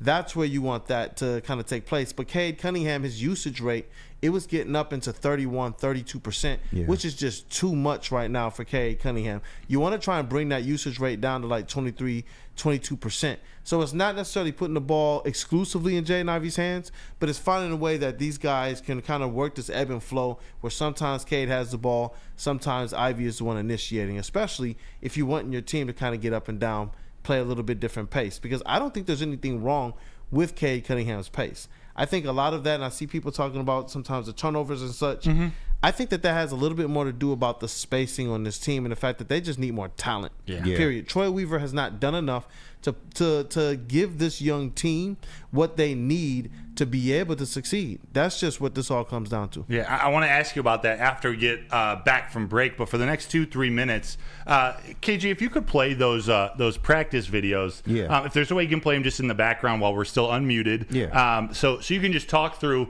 what you've seen at Pistons practice the last couple days or recently. And I want to remind everyone, this is Brandon Dent, aka Detroit Kool-Aid. He is our Woodward Sports Network Pistons beat reporter and beat writer. So he's got this exclusive look just about every day. Kool-Aid, talk us through some of what you've seen going on. Yeah, one of the things, obviously you see here right now, the Pistons bigs, they always do this. They go through several different shooting drills, several different dribble drills, several different post drills. This was a three-point shooting one, but one of the ones that I've actually liked and been encouraged by is the dribble drive. Jalen Duren has actually been using this move a little bit more in games, actually. Driving from the mid-range, kind of facing up in the post and being able to get around this defender, and it's making him a little bit more nimble. When you saw him match up with Chet, when he just had this kind of record-breaking career record high in rebounds and assists, it was from him facing up and using his handle, using his athleticism, honestly using his footwork to get to the rim, get around Chet Holmgren and finish strong. He was able to distribute as well. It was a good night for him, and it's cool to be able to see these guys in practice working on their games, because this part of practice that we get to see, this is after they go for like an hour or an hour and a half scrimmaging, going through like effectively the things that you're gonna, the bread and butter stuff that you're gonna need them to do in the game. This is the individual part. So players don't have to be there doing this part. It's just these Pistons, I think they understand they need to get work in, and a large part of them, especially a lot of the young players, they stick around. You're going to see Cade and Asar Thompson down there on the other end of the court. You see Jalen Duren in there, and Jaden Ivey was on the right court as well. And so it's been a pretty cool experience to be able to see these guys work, because you get a different sense for their passion. Yeah. You know, sometimes when you just see the losses, there's a lot of people that tune out. There's a lot of people who don't really care about whatever might be going on with the Pistons, but this is Detroit's team as well. This is Detroit's team. Just as people say that they never jumped off the bandwagon with the Detroit Lions and now want to claim that they've always been a fan, I do believe that this Detroit Pistons team is going to get back to the top of the mountain, and you're going to want to be at the base right now while this team is working to get back there. And Kool-Aid, give me just a summary. We're going to play Flip tomorrow, but you had a chance to talk to Monty Williams after practice. Just the general gist of what he was saying, the message he was giving to you and your fellow beat reporters. Yeah, some of the things he talked about, Stewart and Cade and their injuries. Obviously, Cade practiced today, which is a really, really good sign for him being able to return soon. But he also said he wanted to be mindful for everything that Cade just went through.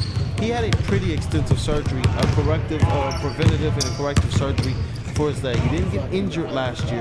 This was an issue that he had since high school, and the Pistons have realized, let's try and bring him along slowly. They're obviously kind of out of the race right now. They're not, some of the preseason expectations have fallen flat on their face. So let's not stress out Cade Cunningham too much right now. They're still waiting on evaluations, which is it's a little concerning, honestly, because he's gotten injured a couple times this year and a couple times last year. And I don't know where everything stands with the trade deadline coming up. He's a name that's been in talks. Yeah. So I'm gonna pick your brain on that when we come back. But I am gonna have you tell the viewers about Big Boy. Hey. So come on back. We got a few more things to talk about here with Detroit Kool-Aid. But Big Boy. Definitely. Wintertime in Detroit is always better with comfort foods from Big Boy. Try the Ville Parmigiano or the new Southern Comfort Chicken Bowl. How about breakfast? The stuffed potato pancakes are back. The classic lumberjack or Santa Fe Garde. Also, new apple pie hotcakes that are too good to miss. Top it all off with the new gingerbread shake for dessert. Stop by your local Big Boy today. What up, Woodward Sports? This Dispensary is bringing you the ultimate experience for the big game in Vegas, and they want you there. You can win 2 tickets to the big game, plus a flight, hotel, and accommodations by following these simple steps. First, follow dispo.michigan, @ShowMedicated, and @ShowMedicatedCBD on Instagram. Like Dispo's pinned post, comment and tag someone you love to bring. Plus, if you repost on your story, you get an extra entry. It's that easy. Join the Dispo family for a chance to score in Vegas. The big game awaits. Follow, like, tag, and repost now. Where's the most convenient place to get that big fitness energy? It's Planet Fitness. Join today for just $1 down, $10 a month. With over 2,400 locations and equipment for every workout, you can get in, get energized, and get going. And with free fitness training and most clubs open 24 hours, everyone belongs in the judgment-free zone. So join today for $1 down, $10 a month, no commitment, cancel anytime. Now, coming to Woodward Sports, Woodward and Main Street, the Woodward Sports Network Detroit Lions Show. Let's go! Catch Gabrielle D. Phillips, Matt Broder, and Terry Foster for all the latest news on your Detroit Lions every week. Only on the Woodward Sports Network YouTube channel and WoodwardSports.com. What happens when you run a great business for over 50 years? You expand, you offer more products to more people. That's exactly what Les Stanford did by adding Les Stanford Buick GMC. It's the same great service that customers have come to know and trust on Woodward Avenue, just south of 9 Mile. You can also check them out in Dearborn today. Find the brand you want at LesStanford.com. We are back. This is a brand new night show. We're working out all the details. We're getting through this week. Man, I got my guy Kool-Aid with me. Y'all see the jumper? It's pure. Just to let y'all know that it's pure. It's looking Kool-Aid's broke. a hooper. Oh no, it's pure. It's pure. I claimed that one, bro. Hey, we gotta get that live content going, man. Yeah, I'll challenge most anybody in these chats. I'll challenge any of you guys too, man. You can extend it behind the arc. Hey, bro, we can shoot from the NBA 3. All right. We can shoot from the logo. We've been playing in some things behind the scenes. We can shoot from the logo. Talking That's crazy. We're going to do some live content. We're doing it. I can't wait. We're doing it. You know what, Nick? I'm going right to you. You have a great question for Kool-Aid. And everyone, thank you for joining us. We got 115 people still in here. Appreciate your presence. It means a lot to us.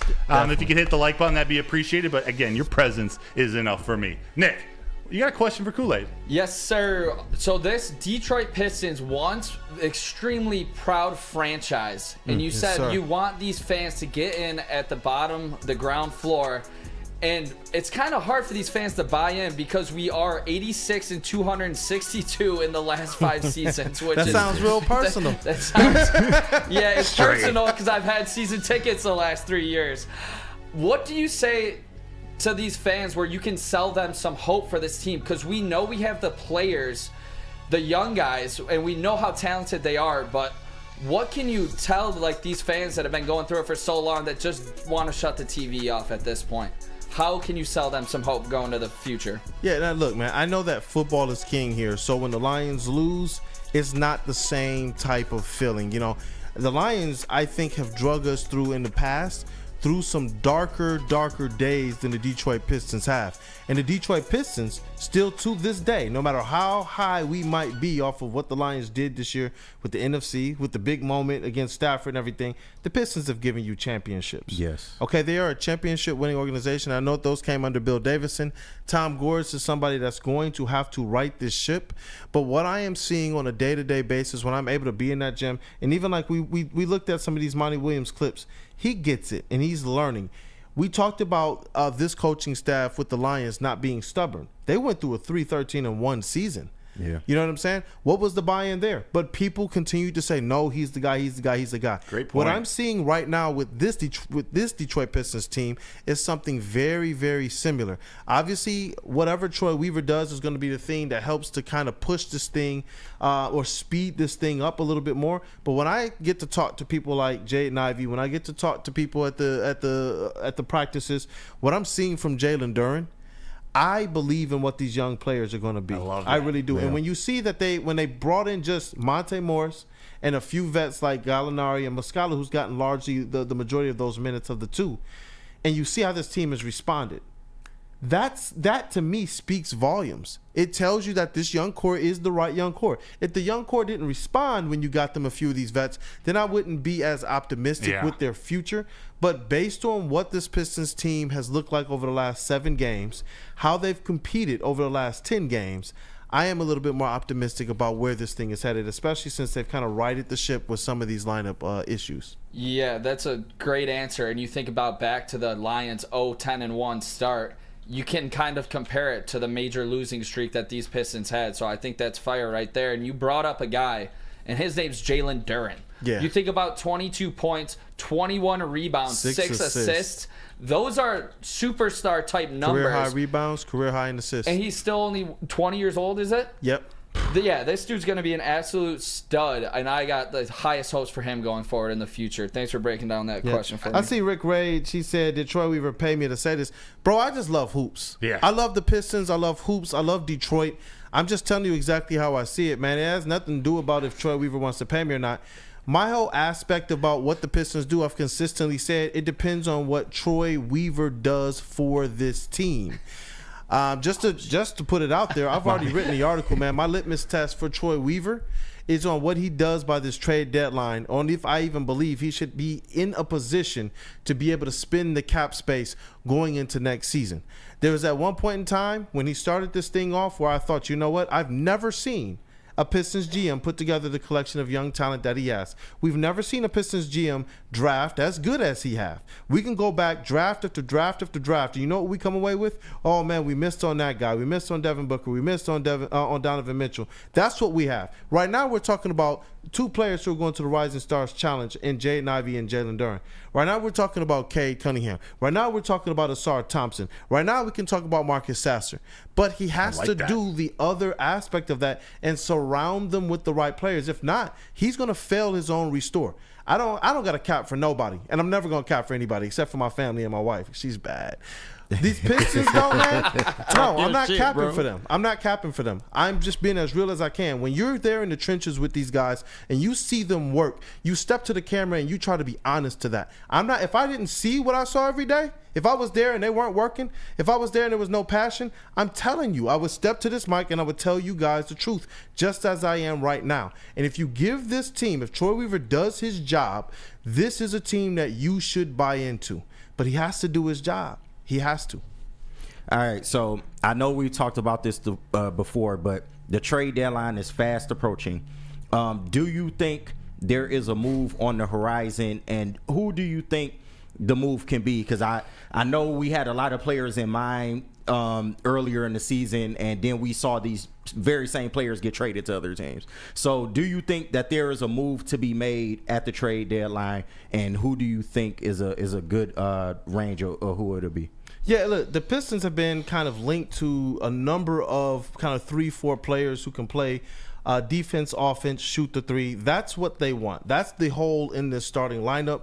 That's the depth that they also need. And I want them to also I want to start hearing them attached to guys who got a little bit more grizzle to them as well, a little bit more grit to them as well. Like to start the season, I know Nick and I were even talking about it, man. Like you look at the Miami Heat, and they went out there and they got a backup center, and man, why is his name slipping me? Thomas Bryant.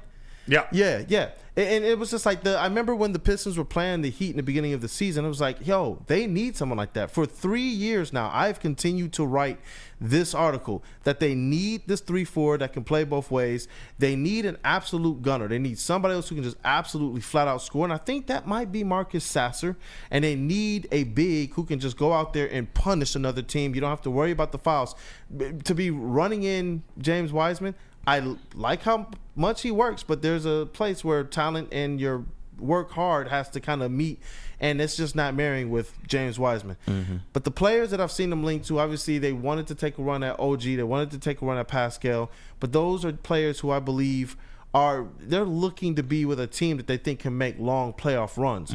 But then you got players that they've been linked to like Tobias Harris. You have players, the biggest one, the name that they've been linked to is Zach LaVine. That's a guy who I believe actually would work well. And I know a lot of people, they're worried. Like, if you get a Zach LaVine, what does that do to Jay and Ivy? Yeah, why do you think that would work so well? Because I've thought that, like, how he's so ball dominant. He's very talented, but he's so ball dominant. He actually wants to be off ball from everything that I've Really? heard. Yeah, when he got to the Bulls, they're the ones who kind of pushed him into this combo guard role. Earlier in his career, he wasn't necessarily that guy. He was a guy that was actually playing off ball, and they were able to utilize him in a lot of the ways that KG said he wants to see Jay and Ivy utilized. When he got to Chicago, they paid him to be the man, and that might have been just a little bit premature for Zach LaVine. But when you have a player that is low maintenance, you know you can toss on the ball, and he's going to hit the three. You know you can toss on the ball, and that's going to be primarily a bucket. What they're doing, how they're using Bojan Bogdanovic right now, I believe you can use Zach LaVine like that and get better offensive output, a little bit more hustle, a player who's going to absolutely go out there and not just necessarily be a threat to score 30 every night, but be a threat to actually go out there and drop 40 or 50 at any given time. When you mix that with a guy like Cade Cunningham, I would love for his wings right now, especially if you can kind of get that stretch four. Like, oh my gosh, do I miss Jeremy Grant? But if you have Jay and Ivy on one wing and you have Zach LaVine on the other, that's potency. Right now, one of the things that plagues this team is that nobody cuts. Nobody goes to the rim. Nobody is filling the space. So if Cade is double teamed, nobody's filling the space in behind. I really believe that Zach LaVine, he's not the perfect fit, but out of what they have the options to be able to add, that's somebody that I would definitely target. Do you think a trade like that for Zach LaVine, how does that help us defensively? Because I don't see that really helping us defensively, and that's an area that we kind of need.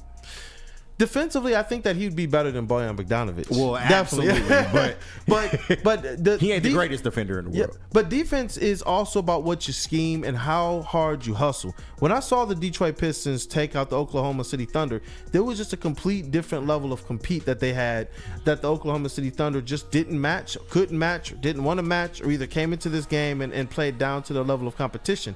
But the Pistons, when they're hustling, when they're getting out there, you can hide some of those defensive deficiencies, man. Yeah. And another thing is this: if they get some more instinctual defensive players in the front court, like my only criticism of Jalen Duren is I want to see his defensive kind of tenacity and his defensive instinct go up just a little bit. Somebody who has that, but he's stuck in a wing's body, is Asar Thompson.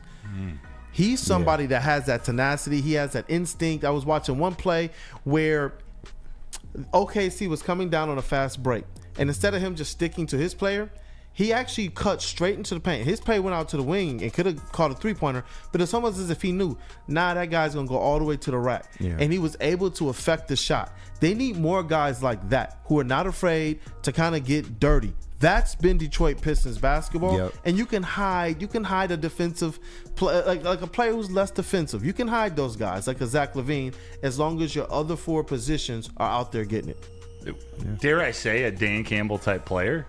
Yeah, you're looking for that type of grittiness out of someone like Asar Thompson. They need more of that. They need more of that. It doesn't feel like a Detroit Pistons team necessarily, whether they're winning or losing, if they don't have more of those players. And I think adding more of those players who are willing to go out there and honestly give it their all and kind of play with this kind of reckless abandon, that's what I'm looking for from this team. They got a good young nucleus, but they just gotta surround it and secure it the right way. I love it. I'm gonna have you do the Lady Jane's read here for a second. But for anyone questioning Kool-Aid's optimism in a team that's got 6 wins, Chuck Brewer in the chat. And I see Chuck in just about every Woodward Pistons show. Everyone I'm in, he's in that chat, communicating, hearing Kool-Aid and everybody out. He says if you listen to Kool-Aid for the last month, he's been pretty critical of Weaver. Kool-Aid will tell you how it is. Just like me, though, there's a hint of optimism. We want to see our teams do well. There's nothing freaking wrong with that. So, Kool-Aid, if you could tell them about Lady Jane's, we're going to come back. We're going to do mailbag. We've got 5-6 minutes for you here, and then we'll call it a night. So, Kool-Aid, Lady Jane's, please. Hey, definitely, man. Come to Lady Jane's Haircuts for Men for an award-winning haircut experience. Register to win a trip of your dreams and all expenses paid suite for the 2024 NCAA tourney. Maybe you'll see a future Detroit Piston. That's right. No expenses spared for you and 5 of your best buds. Lady Jane's Haircuts for Men, open 7 days a week. Walk in anytime. It's wicked awesome. Stop searching for a vehicle and start finding one. Les Stanford Chevrolet Cadillac makes it easy. We harness the power of multiple dealerships and own the biggest selection of GM brands in the area to get you the car you need. With the Les Stanford Group, you'll have access to 4 different dealerships, providing you with more makes, more models, and more choices. We're connected to more than 1,000 vehicles, and with so many high-quality CPO vehicles available, you'll find new car quality at pre-owned prices. You can start and end your search at lesstanford.com today. Your home is your most important asset. Flexibility in the sales process is key. When you work with Mark White and Associates, you can cancel at any time, for any reason, without penalty. Speaking of flexibility, check this out. Who you work with matters. Hire the best broker in the game.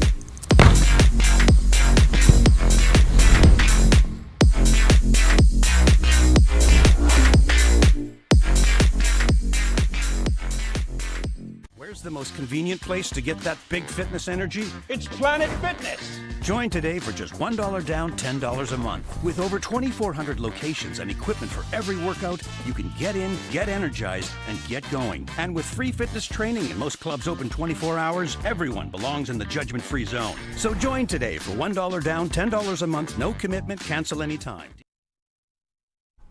We are back rounding out the show, calling it a night here in about 5 minutes, but we got to end with the mailbag. Thank you all for joining us tonight. We were talking Lions, we were talking Pistons, we were talking a little bit of Tigers and Red Wings. We do have a Red Wings game tomorrow. They play the Ottawa Senators at LCA tomorrow, Wednesday at 7 p.m. Red Wings are 5th place in the Atlantic Division with 57 points at a 26-18 record.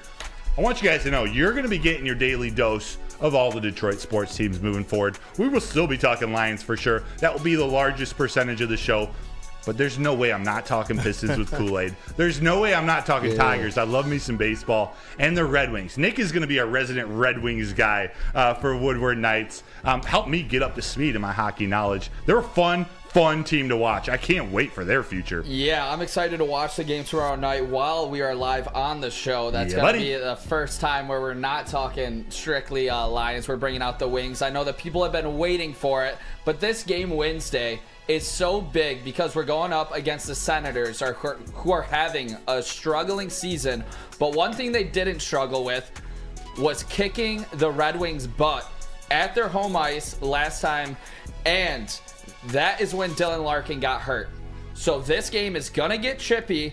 It's going to get testy on that ice. This is a massive game for the Red Wings before they go into the NHL All-Star game that they need to win. It's a must-win on Wednesday. I know it's the middle of the year. It kind of feels weird saying that. It's a must-win for the Red Wings against the Ottawa Senators, who have become our rivals, basically. So I love that. The away fan said, mailbag. I don't know much football, even less basketball, but I got to say, it's refreshing to hear not only a different sport, but a good in-depth breakdown. Well done, sir. That's directed at you, baby. Hey, no, that's all of us, man. That's all of us, because I can feel the passion. The questions from KG, the questions from Nick, the questions from you. Trying to learn. Yeah, it's passion. I know that people still care about the Detroit Pistons. My job is to make sure that if there's a question, that we can answer it. You know what I mean? And I do believe that this is our team, man. This is our team. The Detroit Pistons, man, I was there in 04, man. I was there. I was there for the sellout streak at the Palace. I was there in 05. I remember watching the Pistons lose the finals in 05, man. I was out at Shane Park with my parents. They had a whole watch party and all this other stuff, man. And I cried over that stuff. There's no way that those emotions were so fickle that today, because they're going through a bad stretch, I'm just going to be like, whatever. Yeah. That's just not me. If the rest of y'all out there want to do that, I don't understand how you call yourself Detroit sports fans. If you're just Lions fans, it is what it is. I'm not going to hate on that. We're going to make sure we got that covered as well. But if you're about Detroit, you shouldn't be wearing this logo. You shouldn't be wearing this hat at all. You shouldn't be keyed in on these things or just wearing the jersey of older players. You shouldn't. Be keyed into your sports teams, for real, man, because it's about the culture of what this city is all about. These players, I can promise you, are trying their best. Yeah.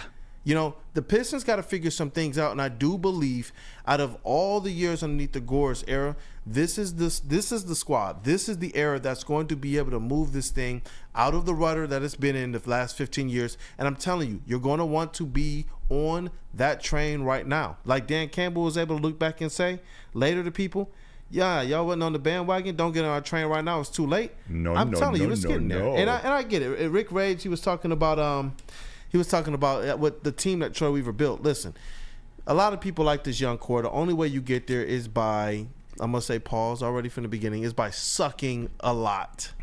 You don't get there this way. That just is what it is, man. You do not get a Jaden Ivey, a Jalen Duren, a Cade Cunningham, a Sard Thompson, a Marcus Sasser. You don't get a Stewart. You don't get these players without being bad for sometimes you got to be bad for a long time, and then guess what? The windows are mismatched. All these players are within the same window. You got 7 players on rookie contract deals, and I honestly, as it relates to young talent, I'm pleased with where they are right now.